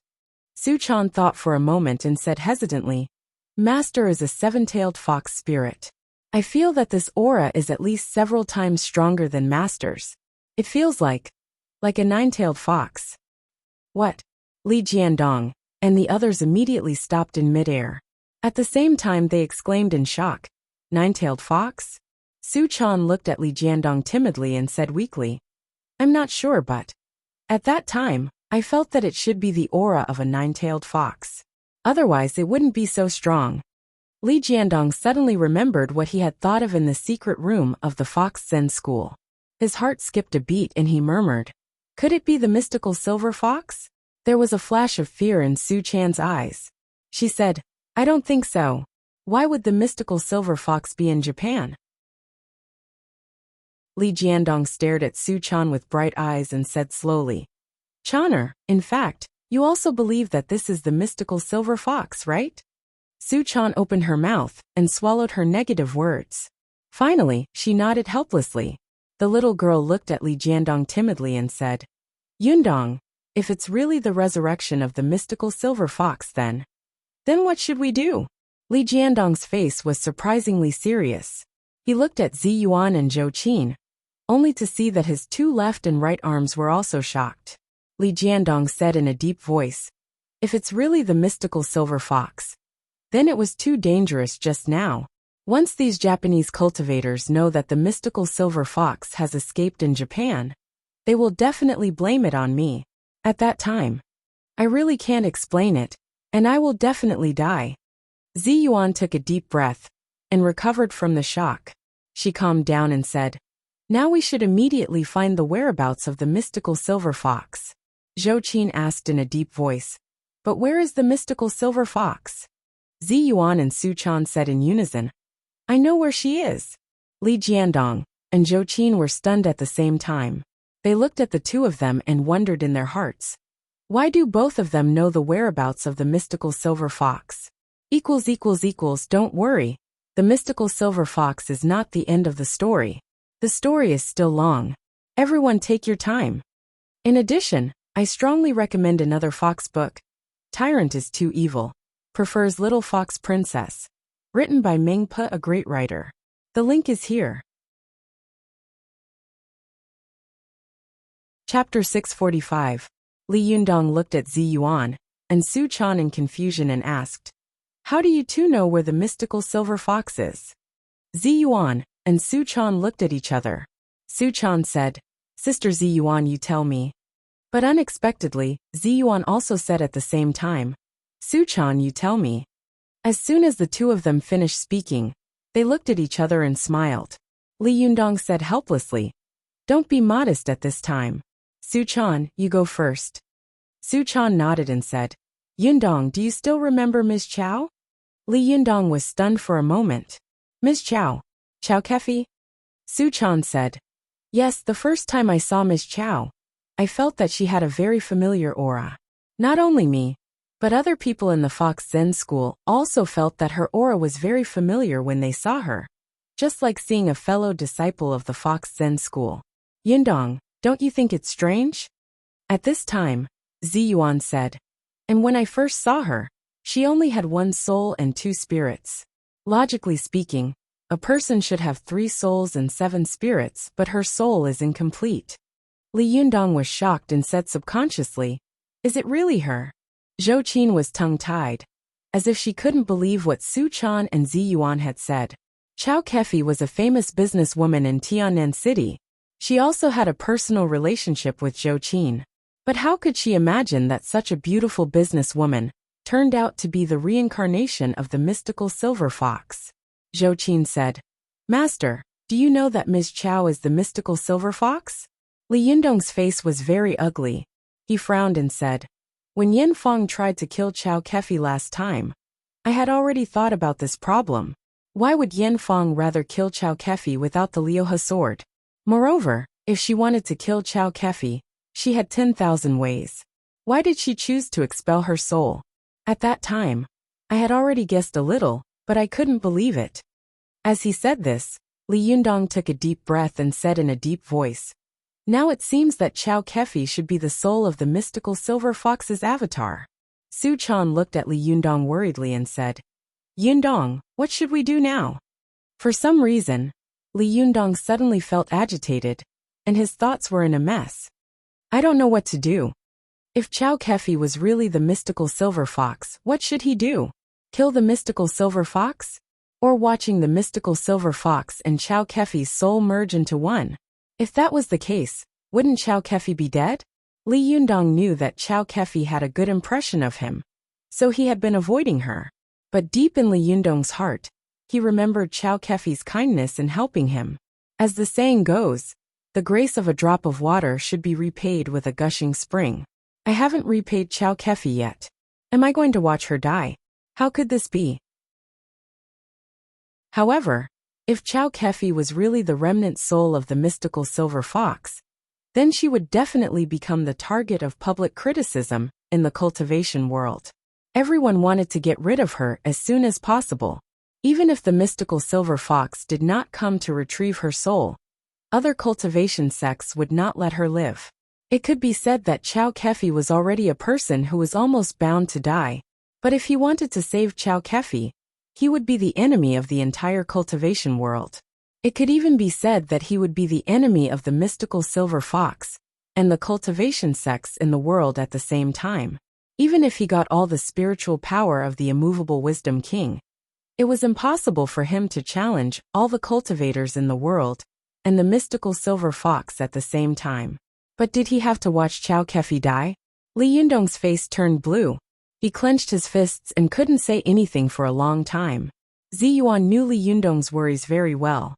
She thought for a moment and advised him softly, Li Yundong, don't worry. In my opinion, you have a good relationship with Chow Kefi anyway. You can contact her privately as a friend first, and then act according to the circumstances. What do you think? Li Yundong sighed and said, what you said makes sense, but this is only a temporary measure, not a long-term plan. If Chow Kefi's identity was really exposed and others knew about it, then she would really be dead. Even I can't protect her. Zhou Qin said. Since the mystical silver fox escaped from Japan, in my opinion, she is probably the former Tamamo no Mai. If it is really Tamamo no Mai, then it will be too troublesome. The Japanese cultivation world will definitely come to China to find the whereabouts of the mystical silver fox. If that's the case, then the pressure will be even greater. Li Yundong's face became even gloomier. He frowned and said after a long time, let's do as you say first. I'll go to find Chow Kefi. President Chow. Su Chan quickly said, what about us? Li Yundong looked at Su Chan and forced a smile. He took out the Medicine King tripod from his arms and said, the three of you can be regarded as three Jinshin masters together. No one will dare to provoke you. So you are responsible for returning this Medicine King tripod to Shun Wankai. Su Chan was disappointed when she saw that Li Yundong was unwilling to take her with him. She said with an aggrieved face, ah, you want me to return the Medicine King tripod? Sister Ziyuan and Sister Zhou Qin can go. Didn't you just say that you would take me with you wherever you go? Why didn't you fulfill your promise so soon? Li Yundong sighed softly and gently patted Su Chan's head. Silly girl, if you follow me, it will be too eye-catching. At that time, it will attract other people's attention. If it's just me, it'll be a little better. The chance of being discovered will be much smaller. Su Chan blinked her eyes and gently pulled Li Yundong's sleeve. She said considerately, I know. You're right. I'm willful. Then I'll go to Mr. Shun's place with Sister Ziyuan and Sister Zhou Qin. Last time, the Medicine King tripod was stolen in front of me. It was so embarrassing. This time, I can't let anyone steal this Medicine King tripod. Ziyuan also smiled and said, Li Yundong, don't worry. This time, we will never let the Medicine King tripod be stolen again. Zhou Qin said with concern, Master, you must be careful alone. If you really meet the mystical silver fox, don't try to be brave. Even if the mystical silver fox takes over President Chow's body, maybe we still have a chance to save President Chow. Li Yundong smiled gratefully at the three of them and said, I see. You three should also be careful. After the four of them finished their discussion, they flew back to Tianan City. After flying over Tianan City, Li Yundong said goodbye to Su Chan, Ziyuan, and Zhou Qin, and then flew to the building where Chow Kefi was. After Li Yundong found a relatively remote place to land, he took out his mobile phone and dialed Chow Kefi's number. However, after making a few calls, Chow Kefi didn't answer the phone. An ominous thought flashed through Li Yundong's mind. He quickly ran toward the Dongxing building. After entering the Dongxing building, Li Yundong went straight to the 9th floor. When he got to the 9th floor, he rushed inside. The receptionist quickly stopped him and asked, Sir, do you have an appointment? Li Yundong didn't stop and said quickly, I'm looking for Chow Kefi. Is she here? Seeing that she couldn't stop him, the receptionist quickly stamped her feet and said, Hey, you can't go in. Security, come on. As she spoke, a few security guards ran out of the office in the inner room, holding sticks in their hands.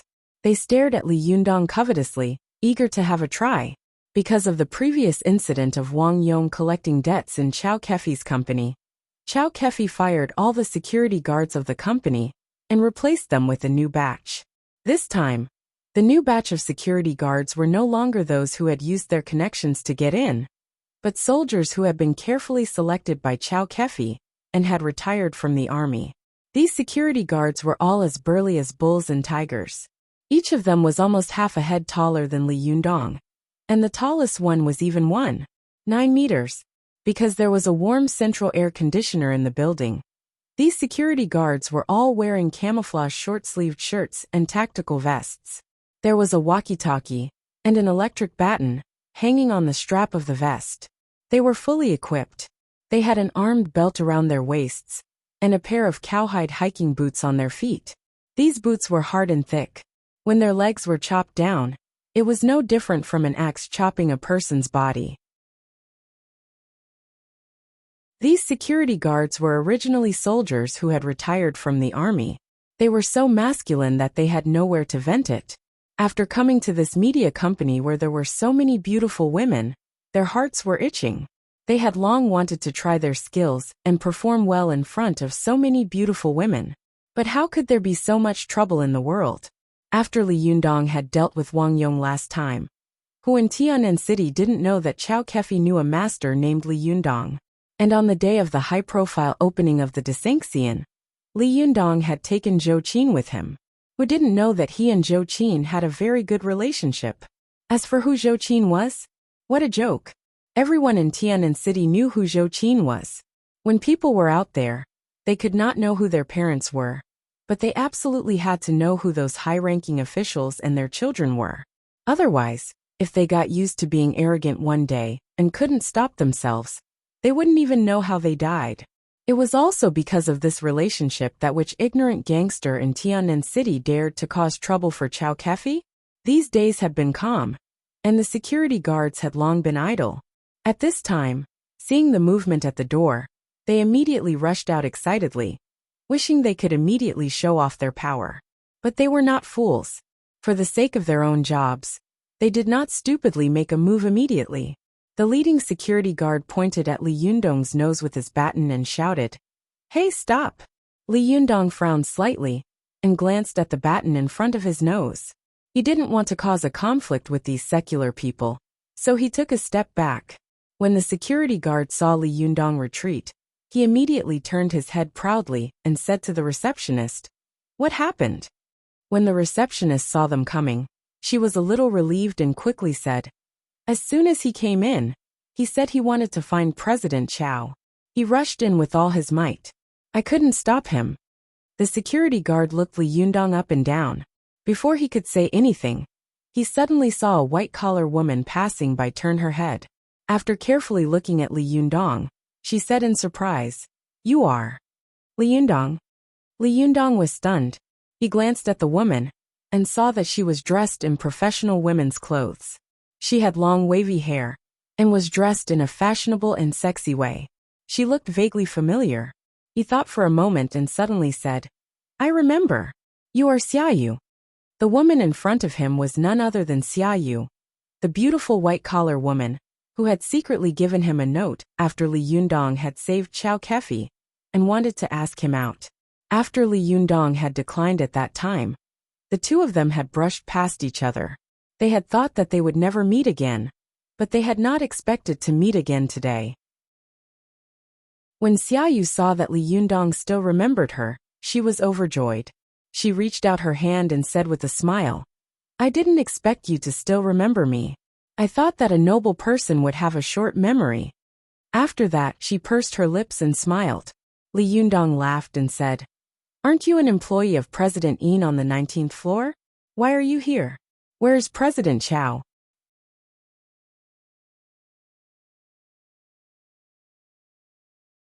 Chapter 646.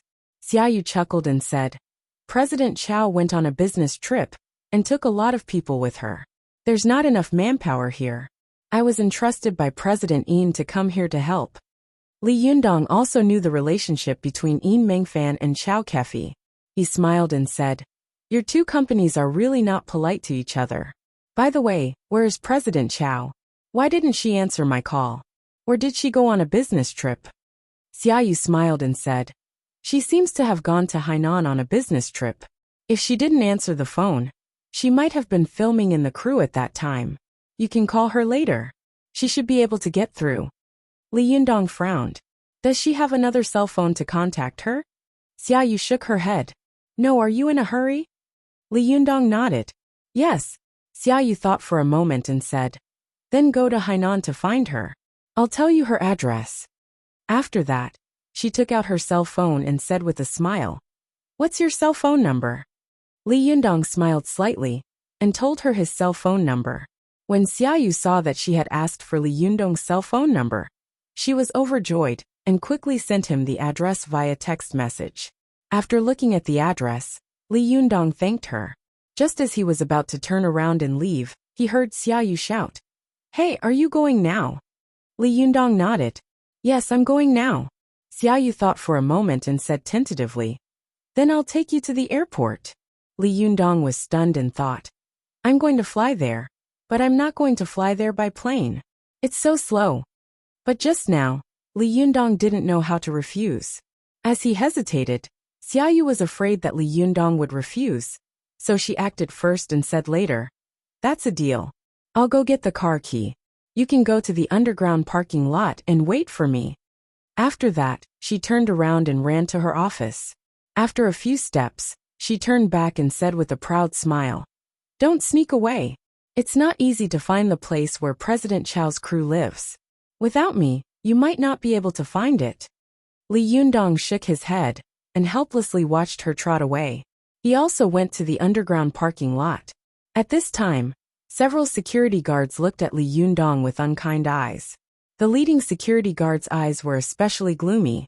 Seeing that Li Yundong was someone they knew, they didn't continue to stay on the spot. They walked to the corridor and lit a cigarette. A security guard said, "Hey Gongzi, Xiaoyu seems to be interested in this guy. Didn't you see the way she looked at this guy just now? It seems like she can't wait to throw herself at him immediately." The security guard named Gongzi had a gloomy face. He took a drag on his cigarette and spat it on the ground. "Damn stinky. You always pretend to be virtuous in front of me. Aren't you just a gigolo? What's the big deal?" A security guard suddenly whispered, "Hey Gongzi, do you want to take the opportunity to teach him a lesson?" Another security guard immediately said, "Are you crazy? Aren't you afraid of others finding out? There are spies everywhere. If you lose your job, where are you going to find a better job?" However, the security guard who spoke earlier sneered and said, "Are you stupid? There is a place where there is no camera, at the entrance of the stairwell to the parking lot. Besides, don't you know how to wear an anti-terrorism helmet?" Another security guard echoed, "That's right. If you beat this kind of gigolo, he won't dare to say anything. What are you afraid of?" These words made several security guards look at each other. They were all soldiers who were used to fighting in the local army. Fighting was a common occurrence. Sneak attacks were as normal as eating and drinking. Before they came to Chow Kefi's company, they had been in the underworld for a period of time. They had been paid to eliminate disasters for others all day long. They were brave and ruthless. These days, they were a little idle, and they were worried that there was no place to sharpen their skills. A sharp light flashed in the eyes of Gongzi, who was the leader. He snorted, threw the cigarette in his hand to the ground, stepped on it heavily, and crushed it into powder. He snorted angrily, "Humph brothers, let's go." The others were immediately overjoyed and said, "Let's go. I hate this kind of gigolo the most." Li Yundong didn't know that he had provoked a few retired security guards with bad intentions for no reason. After he walked to the underground parking lot, he looked at the vast number of cars and couldn't help smiling bitterly. "Which car is Xiaoyu's?" He took out his mobile phone and sent a text message to Xiaoyu saying, "Xiaoyu, which car is yours? Is it too late? Why don't I go there myself and not bother you?" But soon, Xiaoyu immediately called and said, "Hey, you're not allowed to go. We agreed to go together. I'm going to report to President Chao. You're not allowed to go alone. I'll be there soon. Wait for me." After that, she hung up the phone without saying anything. Li Yundong smiled bitterly and thought to himself, "This woman is forcing herself on me." Li Yundong shook his head. He wanted to leave alone, but he was afraid that after he left, as Xiaoyu had said, he wouldn't be able to find Chow Kefi's residence. He sighed helplessly.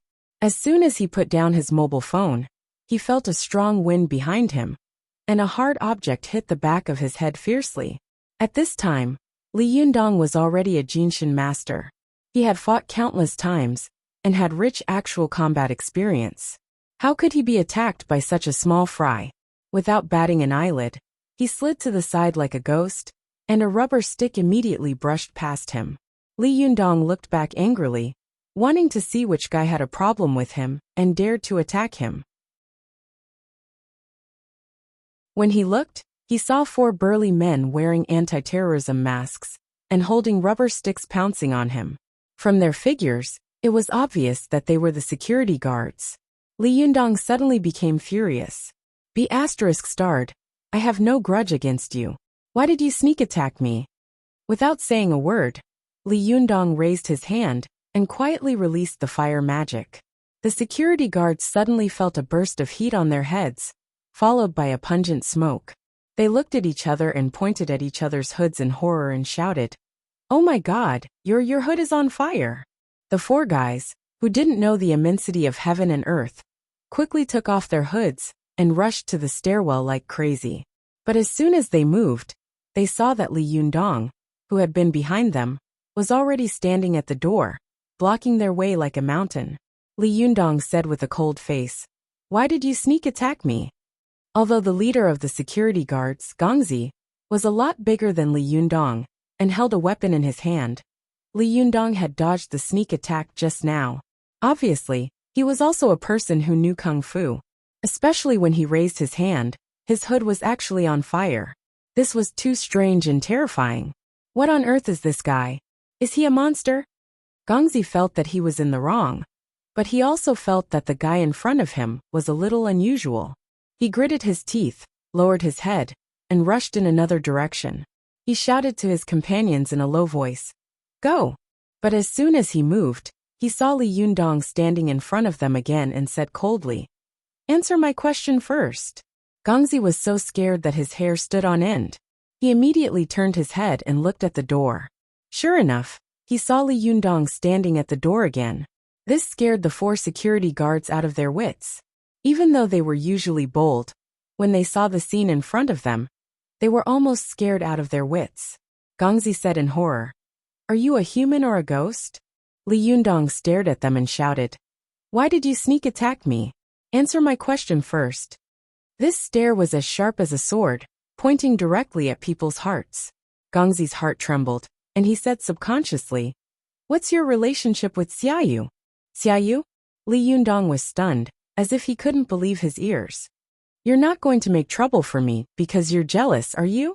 At this time, the other security guards also summoned up their courage and shouted, "Xiaoyu is our Gongzi's girlfriend. If you know what's good for you, stay away."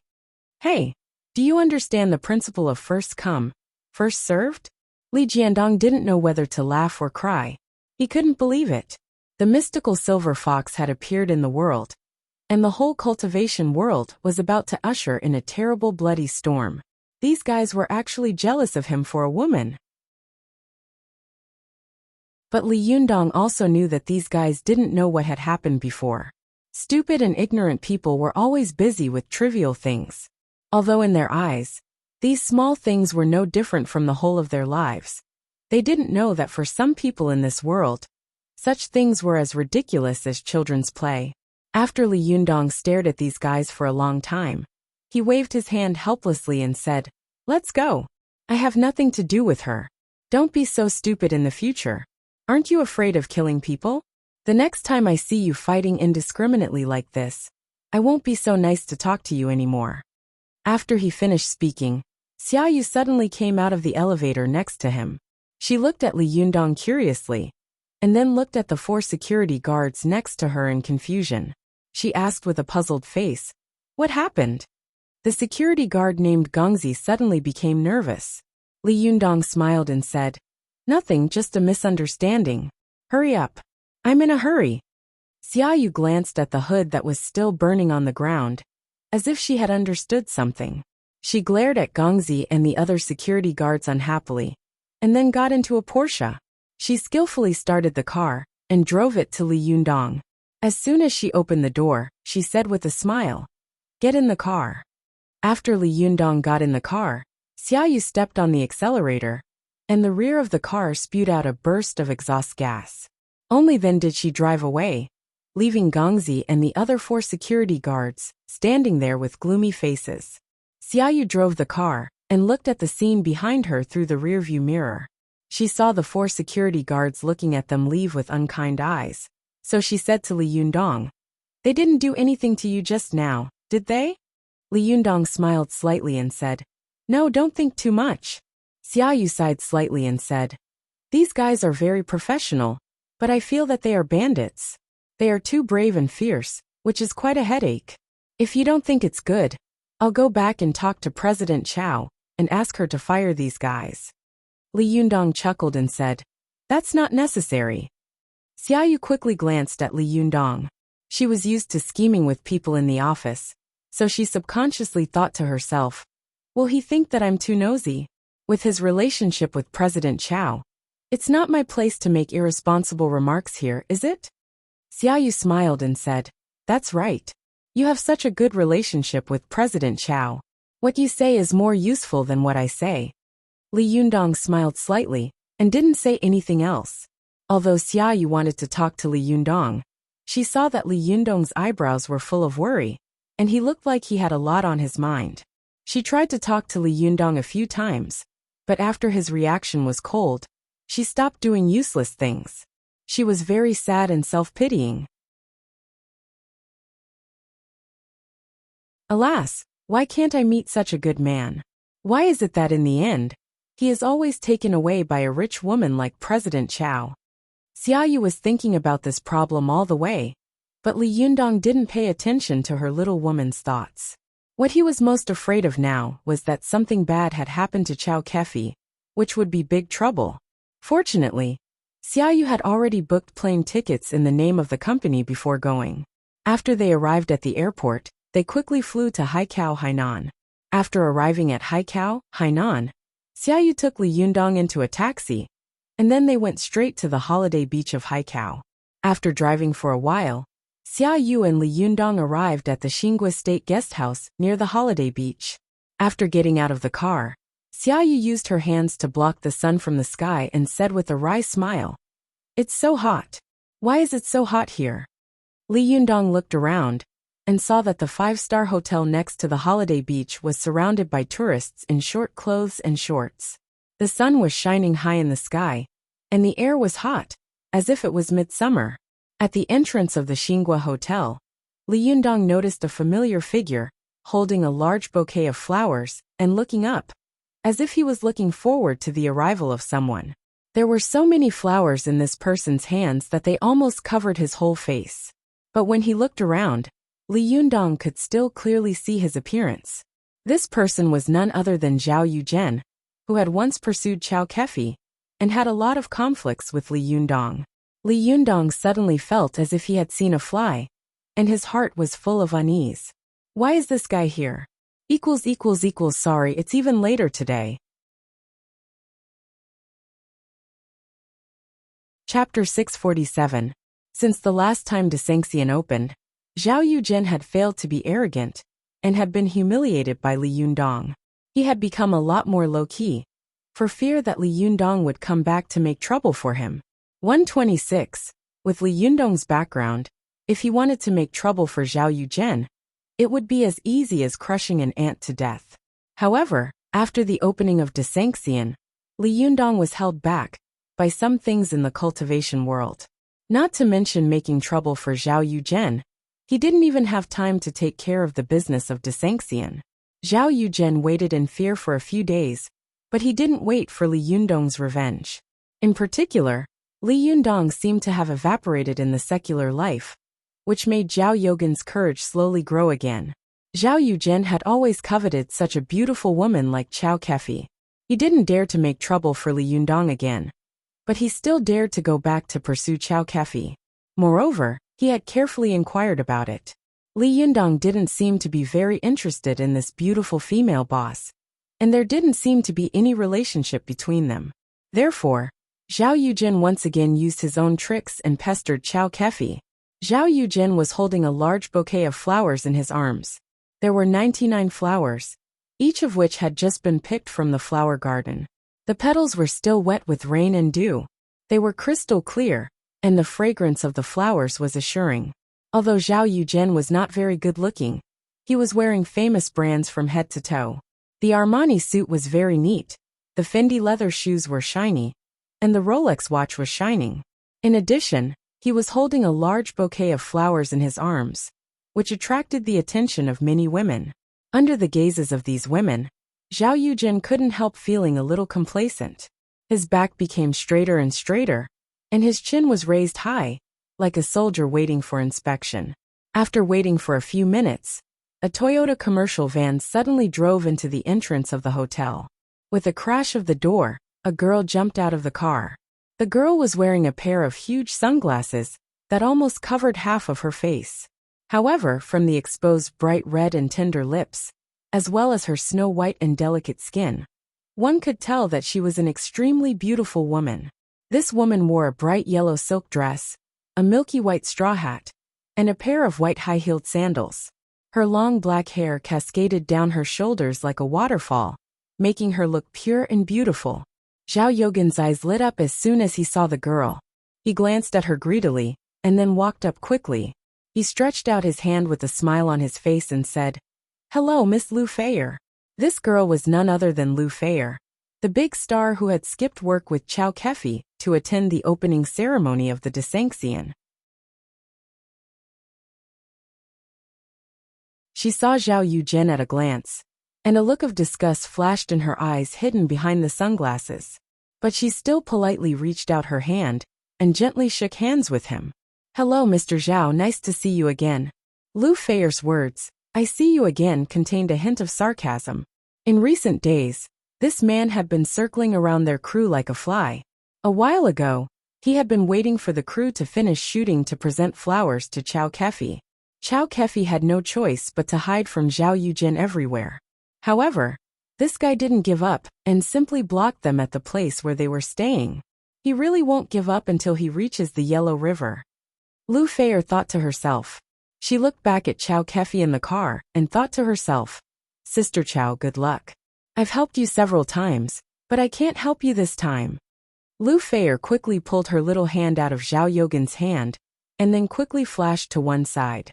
She quietly rubbed her hand behind her, as if she wanted to wipe away Zhao Yogan's breath. After taking a greedy look at Lu Feier, Zhao Yujin reluctantly withdrew his gaze. He knew that this girl was not someone he could afford to pursue, although most girls who set foot in the film and television circle did. So to pursue the flashy and vanity of the flash, Lu Feier was a girl who set foot in this circle purely because she liked acting. Lu Feier was born in a famous family. She had no worries about food and clothing, and her background was quite strong. If there was a film, she would make a film. If there was no film, she would be idle.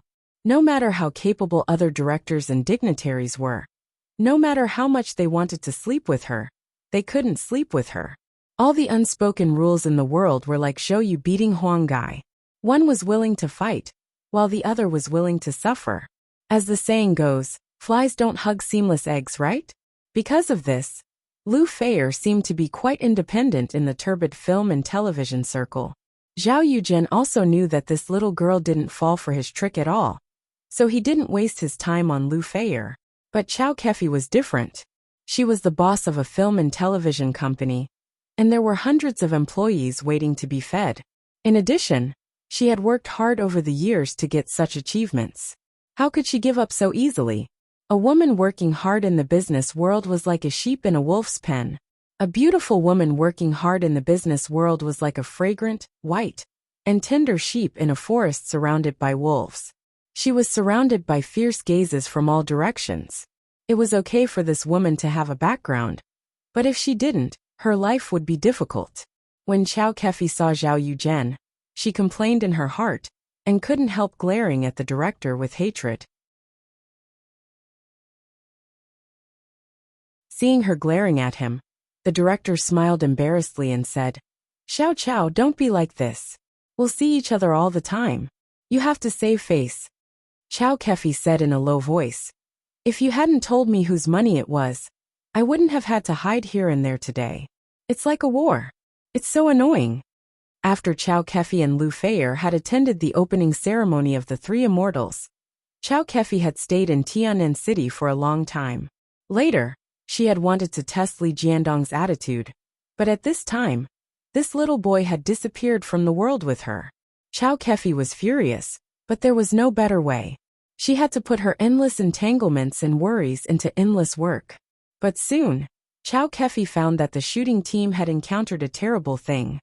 Because of the delay in the shooting progress, their funds had exceeded the budget. The original investors were unwilling to invest any more money, and they had no money to use. Chow Kefi had no choice but to negotiate with the investors. She didn't expect that the other party wanted to take the opportunity to sleep with her. How could Chow Kefi agree? She had to ask for help everywhere. Just as she was in a dilemma, the director patted his chest and said that he could get a sponsor. Chow Kefi, who was at the end of her rope, was overjoyed and quickly asked who the investor was. However, the director refused to tell her, only saying that it was a reliable friend. Chow Kefi and the director had been friends for many years, so she agreed without thinking much. But when the money came in, Chow Kefi found that it was Zhao Yuzhen who had invested it. This time, she had really let a wolf into the house. Chow Kefi was well aware of Zhao Yogan's intentions, but at this time, the shooting work was at a standstill. If the whole film was not finished, it would cause great trouble to the company. Although Zhao Yogan's money was not a lot in normal times, it was really a life-saving money at this time. However, since he was the one who took it from him, it would be a little unreasonable for him to hide from him like he did in the past. Chow Kefi complained to the director, who said with a smile, "Oh, for the sake of the crew, you should sacrifice yourself and help us." In a film crew, the director was the boss. In a TV crew, the producer was the boss. No matter what the crew was, the investor was the boss. No matter how reluctant Chow Kefi was, she could only pretend to be a snake. She sighed helplessly and got out of the car. She smiled at Zhao Yuzhen as if she was wearing a mask and said, "Mr. Zhao, why are you here?" Zhao Yuzhen smiled very brightly. He held the flowers in his hand in front of Chow Kefi and said, "Mr. Chow, this is for you." Chow Kefi wanted to burn the flowers, but she still had to pinch her nose and take the bouquet of flowers. She forced a smile and said, "Mr. Zhao, I'm sorry to trouble you again." As she spoke, she kept walking and said quickly, "Today's shooting is too tiring. Let's go back and have a good rest." "Mr. Zhao, excuse me." Zhao Yuzhen quickly followed a few steps and said with a smile, "Mr. Chow, would you like to have dinner together tonight?" Chow Kefi sighed softly and looked at Lu Fei not far away helplessly. "I have an appointment with someone else today." Zhao Yuzhen looked disappointed, but he soon smiled and said, "What about tomorrow?" Chow Kefi forced a smile and said, "Tomorrow? No, I also have an appointment tomorrow." Seeing Chow Kefi's refusal, Zhao Yuzhen was angry in his heart, but he also had the spirit of fighting again and again. He asked unyieldingly, "What about the day after tomorrow? I'll be free the day after tomorrow, right?" The smile on Chow Kefi's face froze, and she cursed in her heart, "Is this guy a sticky candy?" Chow Kefi looked embarrassed and said with a sad expression, "Mr. Zhao, the crew has been really busy these days, so." Zhao Yogan's smile gradually disappeared. He sighed softly and said with an unfriendly look, "Well, in fact, I want to talk to you about the investment. I invested the money in installments, so." Chow Kefi cursed in her heart. How dare this King Zhao Yuzhen threaten me? After all, Chow Kefi had been in the business world for many years, so she had developed the ability to adapt to changing circumstances and be good at using money. She immediately smiled and said, "Mr. Zhao, you misunderstood me. I want to say that although the crew has been really busy these days, we still have time to have a meal. After all, Mr. Zhao, you are our investor. Even if you don't do it for my sake, you should do it for my sake, right?" Chow Kefi's words were like a needle in silk floss. She secretly mocked Zhao Yuzhen for threatening a weak woman with money and power. But Zhao Yuzhen didn't care so much. In this day and age, money was everything. Who cared what means you used? Zhao Yuzhen smiled proudly and said, "Mr. Chow, you also misunderstood me. I mean, although the money is invested in installments, you can completely trust me. I, Zhao Yuzhen, have always been a man of my word. I won't go back on my word." Chow Kefi laughed. Naturally, she refused to believe Zhao Yogan's words, but she said, "Of course. Who doesn't know Mr. Zhao's integrity?" Zhao Yuzhen seized the opportunity and said, "That's settled then. The night after tomorrow? At the new state guest house?" Chow Kefi forced a smile and said, Well, see you tomorrow night. After a hypocritical exchange of pleasantries, they left with smiles on their faces. After Chow Kefi watched Zhao Yuzhen leave, the smile on her face immediately disappeared, and she walked into the hotel with a cold face. At this time, Li Jiandong, who was watching Chow Kefi not far away, suddenly hesitated. Should I go in and meet Chow Kefi face to face? Or should I observe for a while? Li Jiandong hesitated for a moment.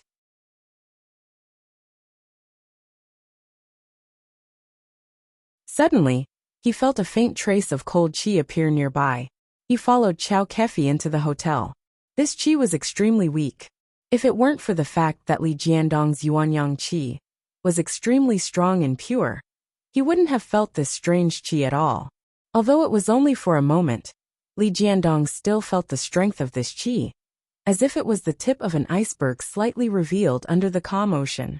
Li Jiandong knew that the mystical silver fox had already arrived near Chow Kefi.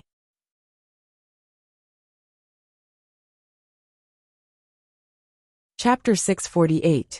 Li Yundong felt the aura of the mystical silver fox flash away, and immediately took back his steps. For the time being, he couldn't figure out how to deal with the matter in front of him, and he didn't know who was watching Chow Kefi in the dark. Therefore, he decided to hide in the dark, so that it would be much more convenient to protect Chow Kefi. Xiaoyu looked at Li Yundong in surprise.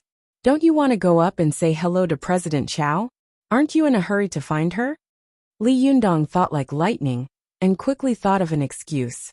He said to Xiaoyu with a mysterious and serious face, Actually, there's one thing I didn't tell you. Xiaoyu asked in confusion. What is it? Li Yundong said very seriously.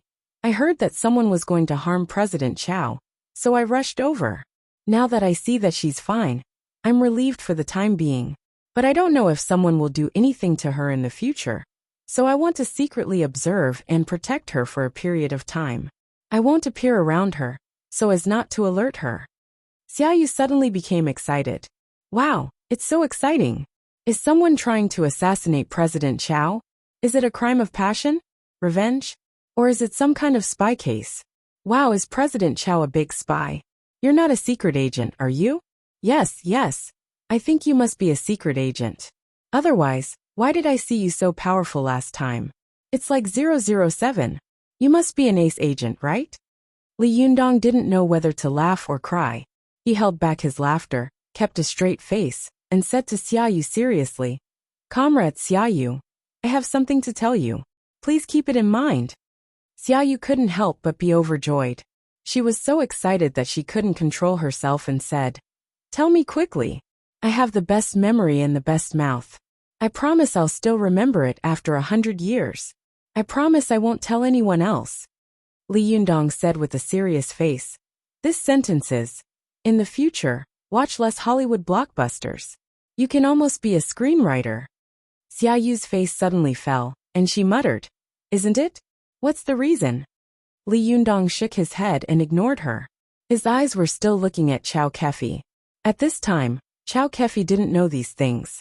She was now painfully entangled with all kinds of fetters in the secular life. After she walked into the hotel, Lu Feier, who was not far from the door, quickly followed her and whispered, Sister Chow, has that annoying guy left? Chow Kefi sighed secretly and rubbed her temples with a painful expression. Yes, unfortunately, he will appear again in 2 days.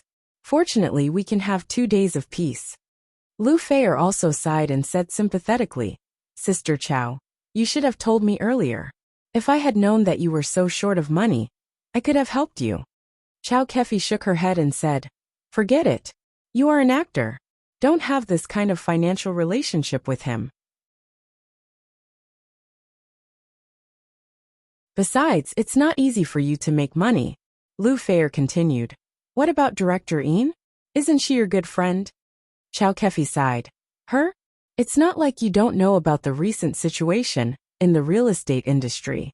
The country's crackdown on housing prices was unprecedentedly strict, and there was no strictest, only stricter. The capital chain of her current real estate company has long been broken.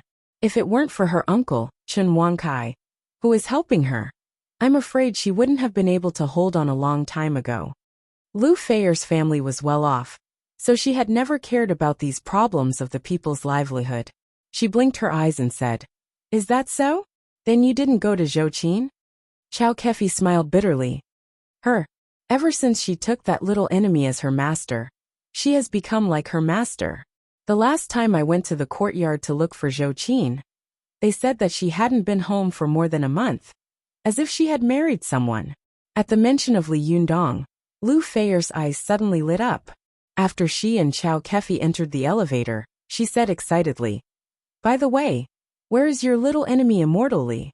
Why haven't I heard from him recently?" Since the last time she attended the opening ceremony of Desanxian, Lu Feier had conferred Li Yundong as a living immortal. She worshipped him very much, and more than once she had clamored to take him as her master.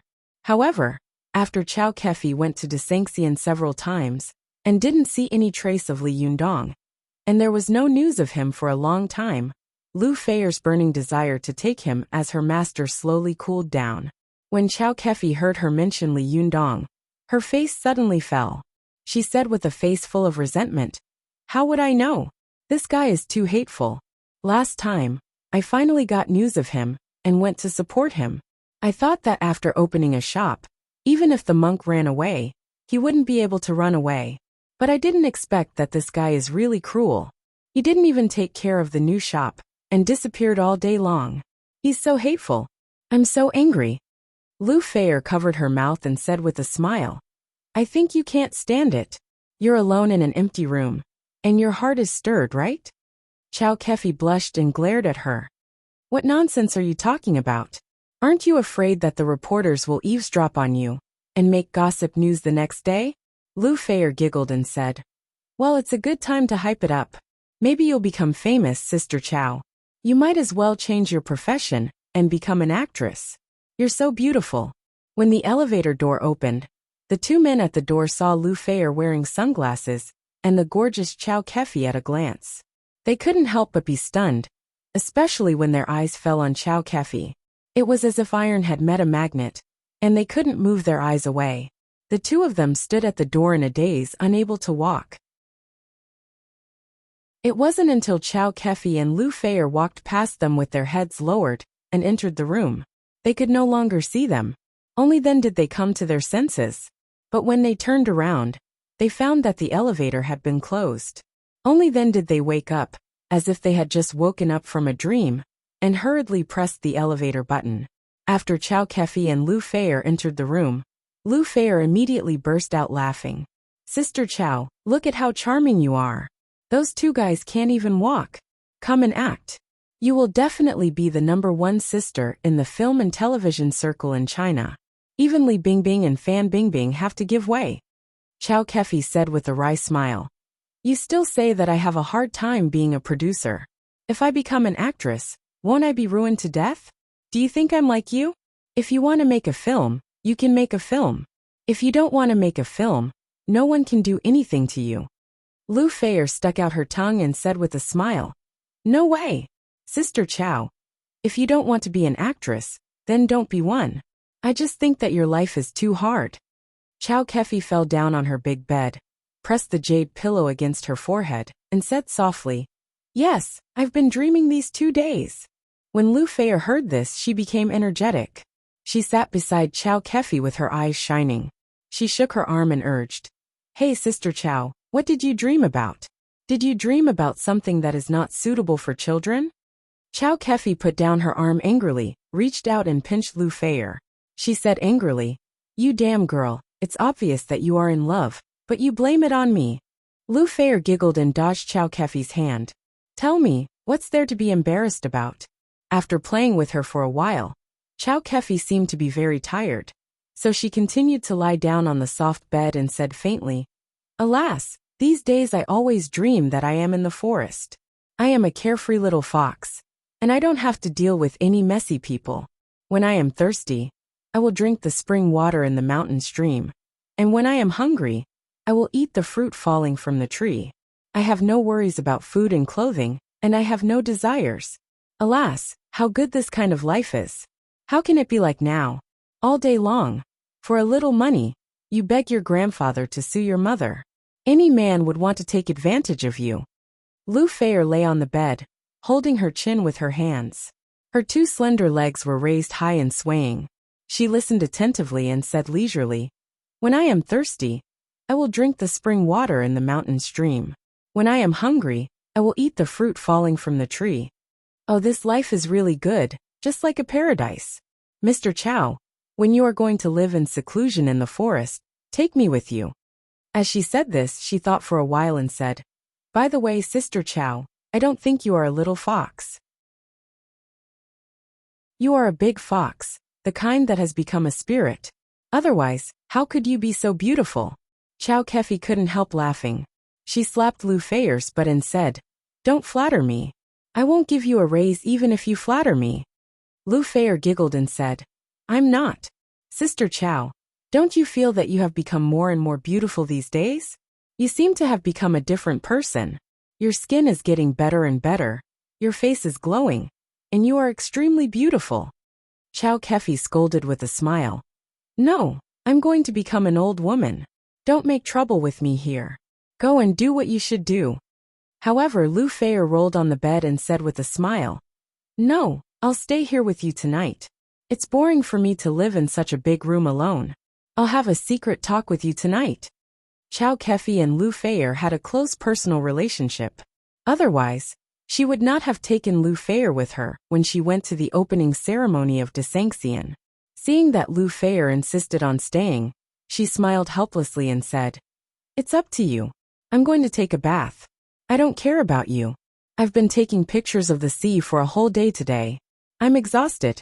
I smell like the sea." Lu Feier saw that Chow Kefi was talking and walking. She put her long wavy hair on her head with both hands. She propped up her upper body and said loudly, "Hey, don't turn off the hot water, and don't close the door. I'll take a bath later." Chow Kefi scolded with a smile. "You little girl, don't push your luck. Do you want to take advantage of me when you're taking a bath?" After that, she closed the door with a bang. As if to deliberately anger Lu Feier, she also deliberately pressed the door lock with a click. She said proudly from inside, "Now you can't come in, can you?" Lu Feier pretended to be angry and said, "Well, Sister Chow, you're too much. You don't believe me. Be careful that I take pictures of you with my mobile phone when I sleep at night, and then send the photos to the internet." Chow Kefi laughed and said, "Go ahead. Those who take pictures of others will also take pictures of others. Do you think you're the only one who has a mobile phone?" After that, she turned on the tap and prepared to take a shower. Chow Kefi stood in the spacious bathroom, taking off her clothes while looking at herself in the mirror on the dressing table. She saw that the beauty in the mirror really had a pair of seductive fox-like eyes, a small and exquisite oval face, especially bright and plump lips with neat snow-white teeth. It was really red lips and white teeth. When she smiled sweetly, it was thousands of kinds of amorous. Chow Kefi looked at herself in a daze for a while. She stretched out her fingers in front of the mirror and gently touched herself in the mirror. She sighed faintly and said, "You don't look worse than others. Why don't you like those who like you, and those who you like don't like you?" Chow Kefi sighed softly, bit her red lips, and complained like a resentful woman. "I'm so annoying. Where did this little enemy go? She didn't even say hello. She has no conscience at all. She made me always bullied." Chow Kefi felt sorry for herself for a while. Then she went to the tap and took a hot bath. She sighed to herself and said, "Alas, it's really boring to be a human being. It's better to be a free little fox." As soon as she finished speaking, she suddenly heard a gloomy voice beside her. "Is what you said true? Do you really want to be a free little fox?"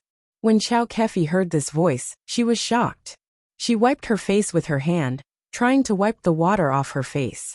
After she wiped her face, she opened her eyes reluctantly and saw a vague figure standing in front of her, slowly reaching out to her. This was not a trivial matter. Chow Kefi was so scared that she screamed. She only felt a bone-chilling cold air blowing on her face. Her eyes darkened, and she fainted without saying a word. The Fox's Nest Supergroup, also known as Group 15, was already full of people. If anyone wanted to join the group, please join Group 16. 1102411150. Chapter 649. Lu Feier, who was outside the door, heard a cry of alarm coming from the bathroom. She suddenly shivered and quickly jumped out of bed. She shouted to Chow Kefi, Sister Chow, what's wrong with you? Lu Feier shouted nervously outside the door, but there was no movement in the bathroom, which frightened Lu Feier. Chow Kefi had had a lot of accidents before. With such a record, Lu Feier did not dare to be careless. She immediately rushed to the door, slammed it hard and shouted, Sister Chow, can you speak? She shouted, but there was still no response, so she put her ear to the door and listened carefully. But she only heard the sound of water coming from inside, and there was no other movement. Lu Feier gritted her teeth and quickly rushed to the bedside. She picked up a blanket and wrapped it around her body, head and face. Then she took 2 steps back, shouted, and quickly hit the bathroom door. But the bathroom door was extremely strong, and Lu Feier was thin and slender. With a bang, the door did not move at all, but she staggered, took 2 steps back, and sat on the ground. She felt as if her whole body had fallen apart. This burst of pain only made Lu Feier's tears keep rolling in her eyes, but she quickly gritted her teeth and stood up. She gritted her teeth and stretched out her neck in a righteous manner. Then she shouted and slammed into the door. Dong! This time, Lu Feier's body was directly pressed against the door, but the damn door still didn't budge. Lu Feier leaned her shoulder against the door and sat down softly on the ground. She covered her limp arms and painful shoulders with her hands. Looking at the door that seemed to be about to divide the yin and yang worlds, tears fell down her cheeks. She sobbed, Help, who will save me? She failed to hit the door twice, but she dislocated her arm. She was anxious and afraid, so she couldn't help crying loudly. After crying twice, she suddenly remembered. Hurry up and call the police.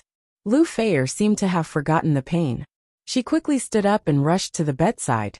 She quickly grabbed her mobile phone with her remaining arm and dialed the phone in a hurry. But her hands were shaking so hard that she couldn't press the button on the phone. The more nervous Lu Feier was, the more afraid she became.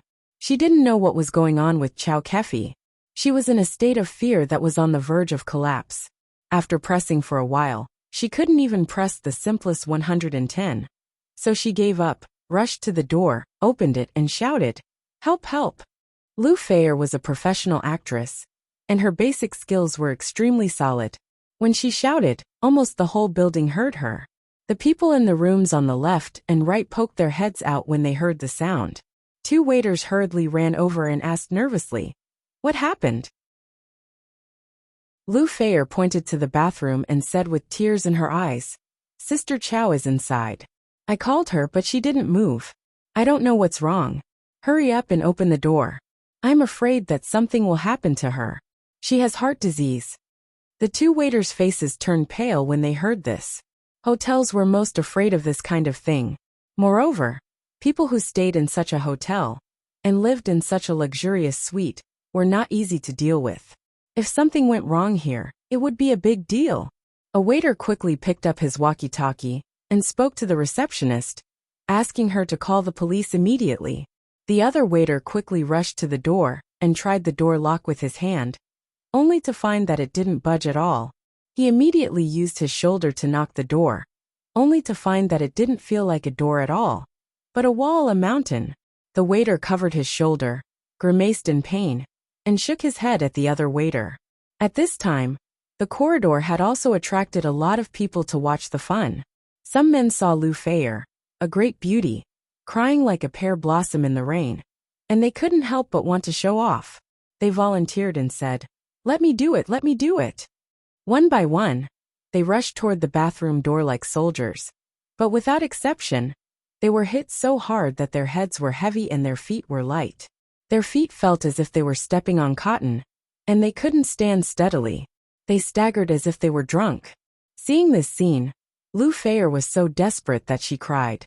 At this moment, she suddenly heard a familiar voice. What's wrong? Lu Feier was stunned. She raised her head and saw a boy with thick eyebrows and bright eyes standing in front of her, looking at her with concern and nervousness. Isn't this Li Yundong? Why is he here? Lu Feier's mind buzzed, and she thought subconsciously. But soon, Lu Feier came to her senses. She couldn't help but feel her heart pounding. She didn't know where she got the strength from, but she stood up and unconsciously reached out to grab Li Yundong. Why are you here? That's great. Save Sister Chow. She. As she spoke, Lu Feier could not go on, and her tears kept falling. Li Yundong nodded and said to her in a deep voice, Don't worry, I'm here. Lu Feier nodded and wiped away her tears. For some reason, it was as if after the boy in front of her said, I'm here, she felt incomparably safe and secure, and the panic on her face slowly disappeared. The man who had hit the door and suffered internal injuries looked at Li Yundong with his head tilted, and a look of disapproval on his face. He thought to himself, there are so many of us. Some of us are stronger than you, and some are taller than you. Can you do something if we can't do it? Li Yundong walked to the door by himself, and reached out to try the door lock. As soon as his hand touched the handle, he felt a bone-piercing cold demon chi.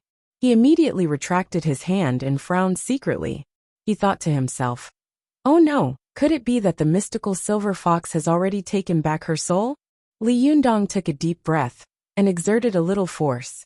He tried to use his pure and vigorous Yuanyang Jinqi to test the Yin Qi.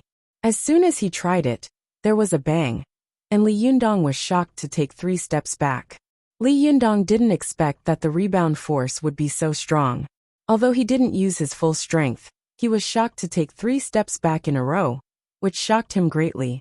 As soon as Li Yundong lowered his head, he saw that the palm of his hand holding the handle was covered with a layer of frost. It was obvious that it had been frozen by the cold chi just now. He thought to himself, this mystical silver fox is really clever. She is strong when she meets the strong, and weak when she meets the weak. Before, when ordinary people opened the door, she used ordinary strength to block the door. Now it's my turn to open the door. She used the cold chi to block me. Humph, you do have some skills, but can you stop me like this? When some of the men around saw that Li Yundong had also suffered a loss at the door, they immediately sneered and gloated. But as soon as they laughed, they saw Li Yundong take a deep breath and walk to the door again.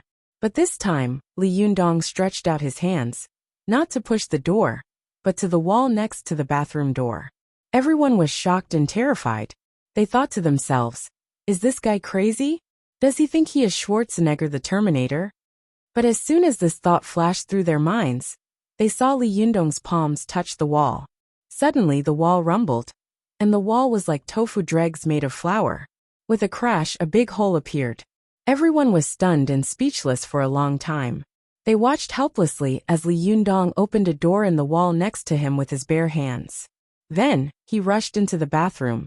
As soon as Li Yundong rushed into the bathroom, he saw that Chow Kefi's eyes were closed, and he didn't know whether she was dead or alive. She leaned against the tile wall of the bathroom, naked and curled up into a ball. Although her hands and feet were covered, her pink body was as delicate as porcelain jade, which was extremely irritating and made people have a nosebleed. Li Yundong quickly looked away and searched around the bathroom vigilantly. After quickly confirming that there was no aura of the mystical silver fox around, he took off his upper clothes and gently picked her up. When the two of them touched, Li Yundong tested Chow Kefi's blood with the aura of his body, only to find that Chow Kefi's body was no different from that of an ordinary person. However, the original loss of qi and blood in her body had greatly improved, which made Li Yundong stunned. Logically speaking, Chow Kefi was a woman without a soul. She only had her life spirit, Tianchong, spiritual wisdom, and central core, which were 1 soul and 3 physical forms. Therefore, her congenital incompleteness led to a lack of qi and blood. It was impossible to make up for it. This was like a woman with 5 leaks. If she didn't make up for the 5 leaks, and went to cultivate, it would be absolutely impossible for her to succeed. However, at this time, Chow Kefi's whole body was full of qi and blood, as if her soul had been made up. But if the mystical silver fox had already entered Chow Kefi's body, then Chow Kefi should have been full of Jinqi at this time.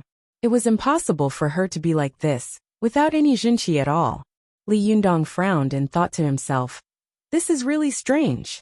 It doesn't make sense. After he carried Chow Kefi out of the bathroom, He was thinking about the problem when he saw Lu Feier quickly wiping her tears and coming up to him.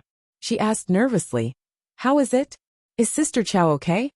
Li Yundong nodded and said with a strange expression, "It seems that she's fine, but..." Lu Feier quickly asked nervously, "But what?" Li Yundong looked down at Chow Kefi and saw that the beauty in his arms was sleeping with her eyes closed.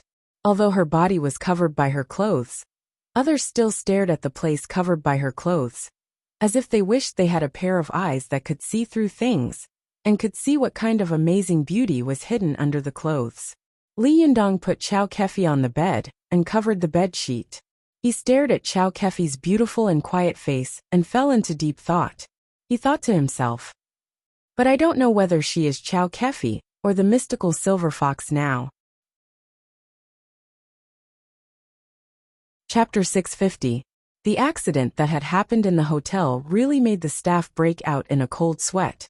The manager on duty quickly rushed to the scene of the accident and apologized to Lu Feier and the others. He didn't even pursue the matter of the damage to the room. He just hoped that the other party would not take advantage of it and take them to court. Fortunately, Lu Feier was not a shrewd person who bullied others. When she heard that Chow Kefi was fine, she felt relieved. She pointed to the door and said to the manager on duty, who was smiling apologetically, "It's good that she's fine. Sister Chow needs to rest now. Please let them disperse quickly." The manager on duty took a look and saw that the corridor was already crowded with people. There were curious eyes everywhere. Many people were looking back and forth at Chow Kefi, but more people were looking at the big hole in the wall in amazement. They whispered to each other, "Isn't this too exaggerated? Is this wall made of flour? How could it be pushed away with one palm?" "That's right. It makes me think I'm watching the Terminator. Tisk tsk, maybe the other party is a humanoid Terminator. Damn, I'm Ultraman. Crazy, do you think you're in the country of light? Stop arguing. In my opinion, it must be a jerry-built project. Otherwise, how could it be possible to push down the wall with one palm? That's right. It's not safe to stay in this hotel." The manager on duty was a little flustered when he heard everyone talking at once. He knew that if the news that Xian State Hotel was a jerry-built project spread out, it would be a big deal. He would definitely lose his job. He hurriedly said, "Please rest assured. Our Xian State Hotel is a 5-star hotel. The quality is absolutely first class in the country. Don't worry. If you don't believe me, you can go to the edge of the wall and have a look. If it's a jerry-built project, we will immediately check out for you and return you double the money." When everyone heard this, they curiously leaned over to take a look at the wall. They saw that the wall was all made of solid bricks. Someone touched the edge of the broken wall with his hand. With a little force, he felt that the bricks were stiff. Not to mention pushing with his hand. Even if he hit it with a hammer, he might not be able to make a hole. Everyone was shocked and looked at Li Yundong in unison. They couldn't understand how Li Yundong's body, which was not very strong, could hide such a terrible power. They took a deep breath and thought to themselves, "Is he really the Terminator?" At this time, Xiaoyu, who had come with Li Yundong, was proud. She showed off and said, "Hey, that's my friend. I came with him. Do you want to know who he is?" Someone asked curiously, "Who is he?" Xiaoyu looked proud. It's a secret. I can't tell you." Seeing Xiaoyu's mysterious look, these people had a look of understanding on their faces. "Oh, I see." Some people even took out their mobile phones to secretly take pictures of Li Yundong, so that they could upload them to the internet later, to show off the negotiation. Li Yundong turned around and glared at Xiaoyu, then said to Lu Feier, "It's too noisy here. It's not good for President Chow's rest. Can we go somewhere else?" Lu Feier immediately said to the manager on duty, "Did you hear that? Hurry up and change our room." The manager on duty immediately said, Okay, I'll arrange it right away." After that, he carefully looked at Chow Kefi and said tentatively, "Are you sure you really don't need to send her to the hospital? If anything goes wrong." If something went wrong, he couldn't afford to take the responsibility, nor could the hotel. Lu Feier naturally understood the subtext of the manager on duty. She looked at Li Yundong and had completely regarded this boy, who was a little younger than her, as the backbone. Although Li Yundong was guessing Chow Kefi's current identity in his heart, he didn't show the slightest worry on his face. He knew that if he panicked, he didn't know how panicked the girl would be. He calmly smiled at Lu Feier and said, "No, I'm here. There's no need to send her to the hospital." Lu Feier immediately breathed a sigh of relief and said to the manager on duty, "No, just arrange another room for us." The manager on duty looked at Li Yundong in embarrassment. But the subtext of the manager on duty was very obvious. Who is this boy? Does he mean what he said? If something goes wrong, who should we look for? Li Yundong knew what he was thinking. He nodded to him and said with a smile, "Don't worry. If I say it's okay, it's okay. You can go. There are so many people here who can testify." Li Yundong had been cultivating for a long time, and gradually, the temperament of a master on his body became more and more obvious. He was calm in the face of danger, calm in the chaos, and calm in front of him. Even if Mount Tai collapsed in front of him, his face would not change. Even if he was surrounded by a group of masters in Mount Koya, the nest of the Japanese cultivation world, his heart was still beating as usual, and he was walking leisurely. His smile seemed to have an inexplicable power, which made the anxious lobby manager calm down and feel an inexplicable sense of trust. The lobby manager smiled and said, "Since you say so, I won't force you. I'll arrange a new room for you." He walked to the door and said loudly, "Please go back. It's okay, it's okay. Let the patient have a good rest." Only then did everyone whisper to each other and leave. The lobby manager looked back at Li Yundong. For a moment, he remembered Li Yundong's tone and expression when he spoke just now. He couldn't help but think to himself, this boy is young, but his aura is really not small. Is he really a great mysterious person? He didn't dare to neglect it. He quickly replaced Chow Kefi's original luxury business room with a luxury salon room with a sea view, and claimed that the original rent would still be charged, in order to express the compensation of the new state guest house. After Li Yundong and the others changed their rooms, they found that the room had changed from the original 48 square meters to 62 square meters. Moreover, as soon as they opened the curtains, they could see the beautiful sea view of the beach on holiday. Lu Feier was used to this kind of world, so she didn't feel it. Li Yundong stood by the window and looked out. He could see the blue sea and blue sky, which stretched as far as the eye could see. His mind suddenly became much broader, as if his breath was much smoother, and the qi flowing in his body also became stronger. He couldn't help but think to himself, this is really a treasure place for immortals. I wonder what kind of great cultivation sects are in Hainan. If I set up a cultivation sect here, and use it as my base camp, absorbing the qi of the sea and the sky every day, my cultivation progress will not be worse than that of the Taoist priests of Mount Longhu. Lu Feier saw Li Yundong standing at the window with his back to her. Although she couldn't see the boy's expression, the boy's straight back, broad shoulders, and his motionless figure made her have an illusion in an instant. Standing in front of her was an old man who was already dozens of years old. His imposing manner made her feel that she had never seen many senior officials and martial arts masters. Lu Feier held her head and looked at Li Yundong curiously.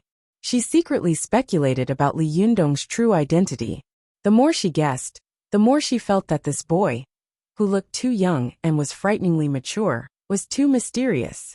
He could even be described as unfathomable. He was like a black hole. Anyone who approached him would have a strong curiosity about him and be sucked in by him. After guessing for a long time, Lu Feier couldn't help but look at Chow Kefi. She sighed faintly in her heart and thought to herself, these days, excellent men are always scarce resources. Alas, even a beautiful woman like President Chow doesn't pay attention to him. I have no hope. Last time when the Desanxian opened, I saw a group of beautiful women around this guy. He doesn't seem to be an infatuated lover. Why doesn't he like President Chow? Lu Feier was thinking like a little girl. While she was lost in thought, she heard a weak voice coming from beside her. Excuse me. Is there anything I can do for you? When Lu Feier heard this voice, she came to her senses.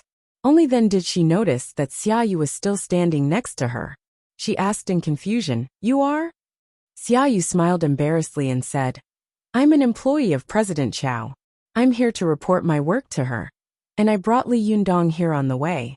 He said that he had something urgent to discuss with President Chow. Lu Feier quickly stood up and said enthusiastically, I see.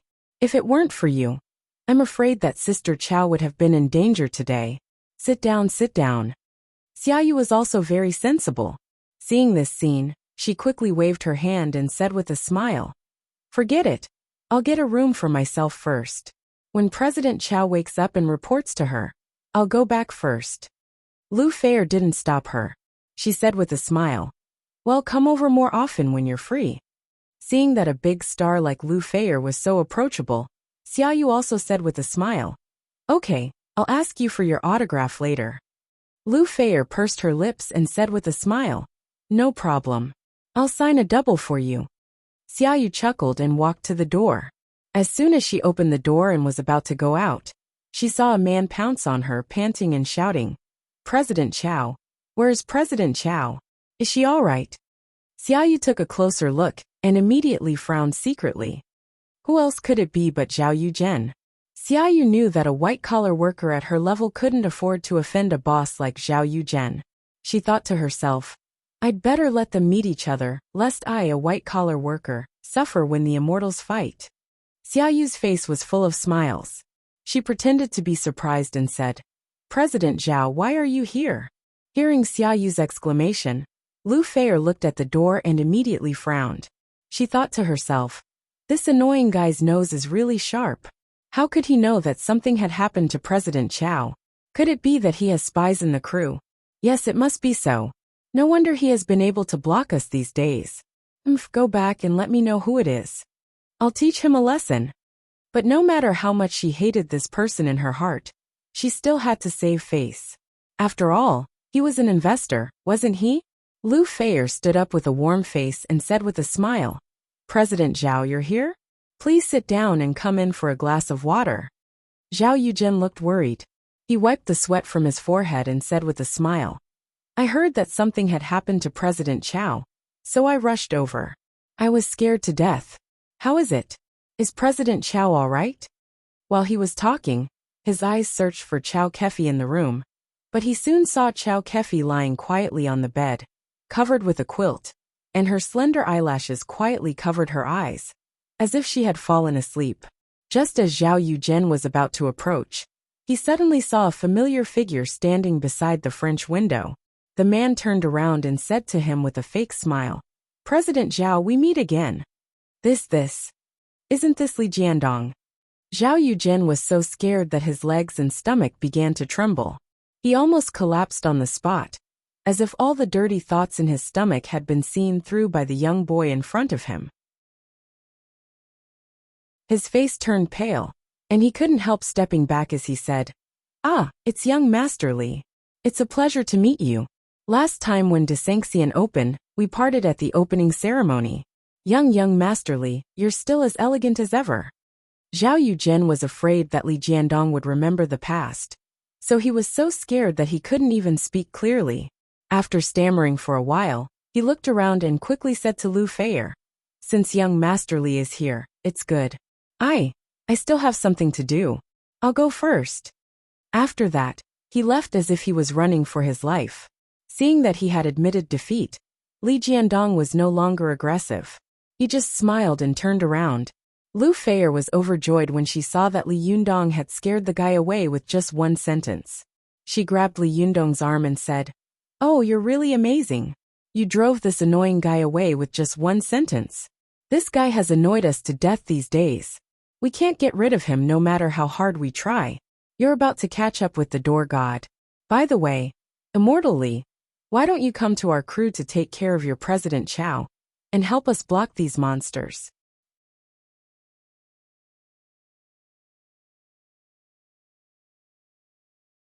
Chapter 651.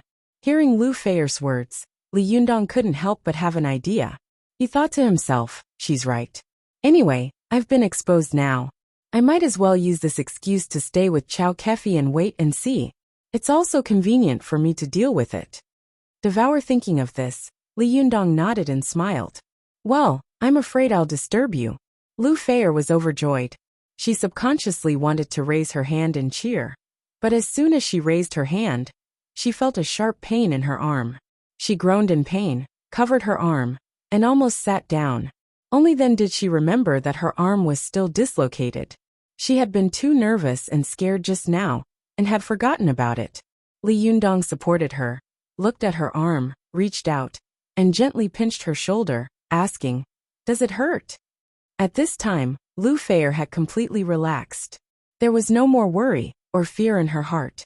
For a moment, she felt that the pain was simply unbearable. Cold sweat rolled down her forehead, and she reluctantly nodded. Li Yundong said softly, "Don't be afraid. I'll help you put your arm back." Lu Feier's face turned pale. "Will it hurt?" Li Yundong smiled and said, "No, just cooperate." As he said this, he slowly lifted Lu Feier's dislocated arm. Although it was late winter, the temperature in Haikou, Hainan was still very hot. Lu Feier was wearing a sleeveless silk dress at this time, and her armpits were shaved clean.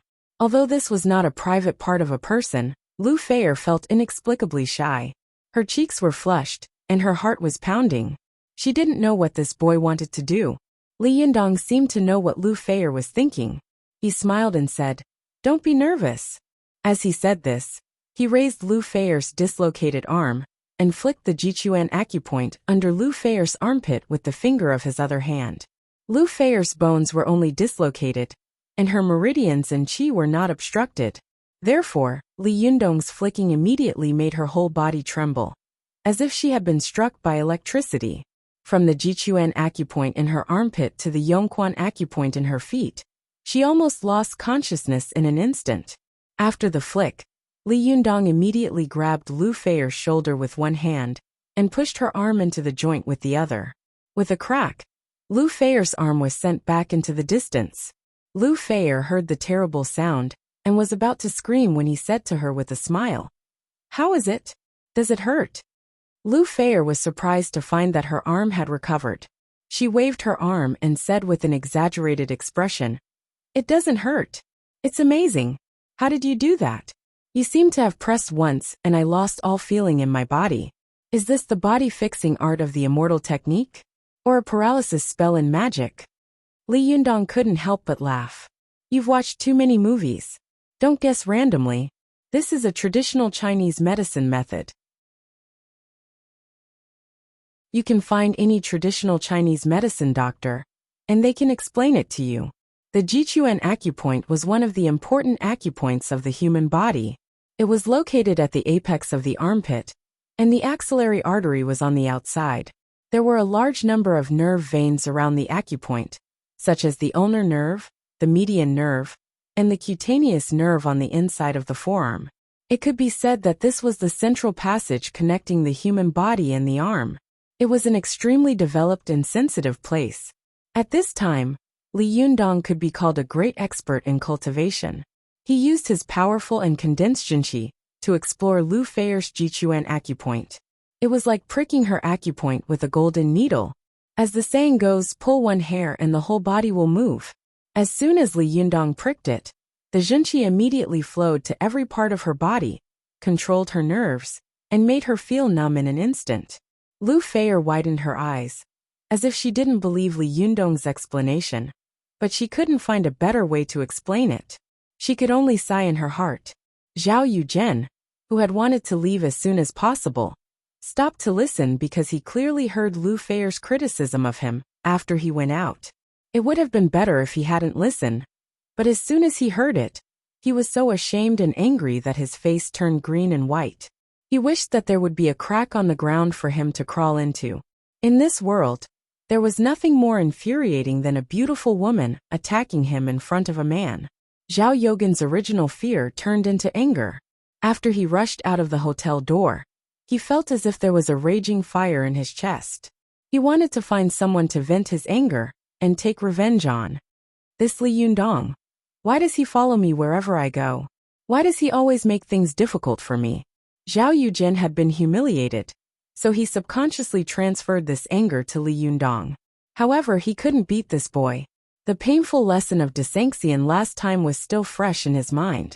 Who dared to touch a person who could talk cordially with the top leader of the provincial party committee? Did the old man eat arsenic? Are you tired of living? While he was feeling agitated, he suddenly heard a surprised voice coming from beside him. It was a woman with a strong London accent. She said in English, "Ah, Mr. Zhao, hello. I didn't expect to see you here." Zhao Yujin turned his head and saw a woman about 1.7 meters tall, with brown hair, blue eyes, deep eyes, and a high nose. She looked quite sexy and coquettish. She was looking at him with a smile, and her eyes were full of seduction and ambiguity. Zhao Yujin knew that this woman's name was Justin. She came from London, England, and graduated from a second-rate university in England.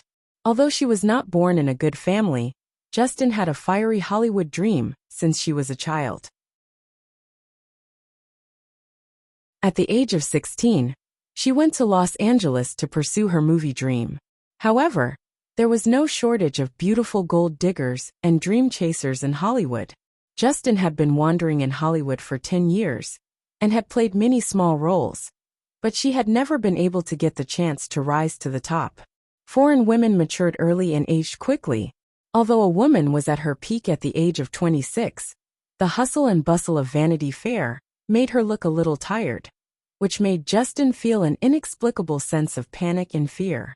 Just as she was feeling anxious, she heard her friend talk about the Red Country in the Far East, which made her think of an idea. Although the film industry in this Red Country started late, it has developed rapidly in recent years. The annual box office has ranked 5th in the world, and the momentum of growth is extremely rapid. In less than 2 years, it will definitely surpass Japan and become the second largest film market in the world. In this case, why don't I go to this distant country first to try my luck? Doesn't the whole world say that Chinese people are rich? Some of her good friends who had gone to China to make money had also sent her text messages. People are stupid, but they have a lot of money. Come quickly. Justin was a woman who did what she thought. She immediately packed her luggage and came to this country that she knew almost nothing about. When she arrived, she realized that she was blind and knew almost nothing. Her dream of making a fortune in a blockbuster suddenly became a little out of reach. Even after being cheated by the shell companies in the film and television industry several times, Justin's 3 meals a day had become a problem. In this situation, she accidentally received a TV series project that Chow Kefi was working on. Although it was said that filmmakers always despise TV series, many Hollywood actors refused to go back to make TV series after making movies. Although Justin was not a big star, she still had a movie on her resume. Although it was a small role, no matter how small the supporting role was, it was still a supporting role. Don't play a small role. However, the reality was cruel. Justin, whose heart was higher than the sky and her life was thinner than paper, was forced by the current situation. She obediently restrained her arrogance and obediently began to shoot TV series. But even so, from time to time, Justin would reveal the so-called big-name habits in the crew, as if the third-rate actors from Hollywood were a bit higher than the first-rate actors in this country. It was also because of this that many people in the crew did not like this foreign girl. However, due to the fame of Hollywood and her decent acting skills, everyone pinched their noses and endured it. After acting for a while, Justin found that the person who could really speak in this crew was actually a woman who was so beautiful that it made one's hair stand on end. The men's skills that she had honed in Hollywood's Vanity Fair were actually useless here. According to Justin's own script, it would be, she would endure to shoot 1 or 2 TV series first, then seduce 1 or 2 rich and powerful China tycoons, and make them willingly invest in a movie for her. Maybe with her beauty and strength, she would become famous overnight? But what if the target of seduction was a woman who was much more beautiful than her? Lala, Lily, Lace. Justin, who had a normal sexual orientation, was unexpectedly depressed and angry. It was fine that the boss in the crew was a woman, but she was actually a woman who was more beautiful than her. This was really intolerable. Fortunately, the crew soon became short of funds. The plot that Justin had dreamed of finally appeared. A rich man had finally arrived. Ever since Zhao Yuzhen had appeared, Justin had been intentionally or unintentionally getting close to him. It was really true that her heart shone on the bright moon, but Zhao Yugen's hot blood had been sprinkled on Xiao Kefi. However, the bright moon shone on the ditch. Even so, Justin still did not give up. She held the spirit of an internationalist mistress that as long as she wielded the hoe well, there was no corner that she could not dig up, and launched attacks on Zhao Yuzhen one after another. Of course, Zhao Yuzhen also knew Justin's idea. At this time, he was full of anger. At a glance, when he saw the foreign woman who kept showing off to him, he couldn't help but feel his stomach move. He thought to himself, Xiao Kefi, this fragrant beauty can't be eaten. It seems that it's not bad to satisfy my hunger with this foreign woman. Thinking of this, Zhao Yuzhen couldn't help but smile and reply in English.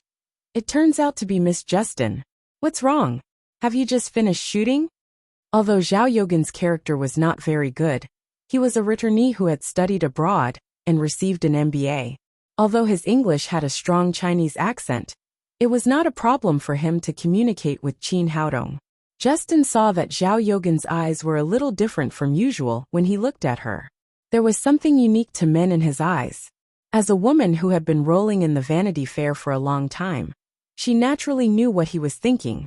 Justin was delighted and her eyes became more and more charming. She said, "Yes, it's really hot. Mr. Zhao, why are you here? Would you like to have dinner together?" Zhao Yuzhen said with a smile, "Okay. I also want to have a romantic dinner with Miss Kesting." When Justin saw that Zhao Yuzhen emphasized the word romantic, she immediately knew that this big fish was going to take the bait. She was overjoyed and said with a flattered face, "Oh my God, this is the best news I've heard since I came to China. It's my honor to have dinner with such an elegant man like you." After hearing this compliment, Zhao Yuzhen suddenly felt elated. The anger he had suffered from Li Jiandong, Xiao Kefi, and Lu Feier seemed to disappear in an instant. He pretended to be modest proudly and said, "Don't mention it. It's also my honor to have dinner with such a beautiful and intellectual lady like you." After the two people, who had their own evil intentions and were thinking of each other, pretended to be polite to each other, and rushed to a nearby French restaurant, as if they were a couple. After sitting down, it didn't take long for them to exchange pleasantries before Justin started talking nonstop. She kept complaining about her miserable experience in China and her rough fate. She kept crying along the way, looking very pitiful. Zhao Yuzhen listened patiently and pretended to comfort her. But when he heard what Justin said, he suddenly pricked up his ears and quickly asked, "What did you just say?" Justin wiped the tears from the corners of her eyes with a silk handkerchief and raised her head in a daze. "Which sentence?"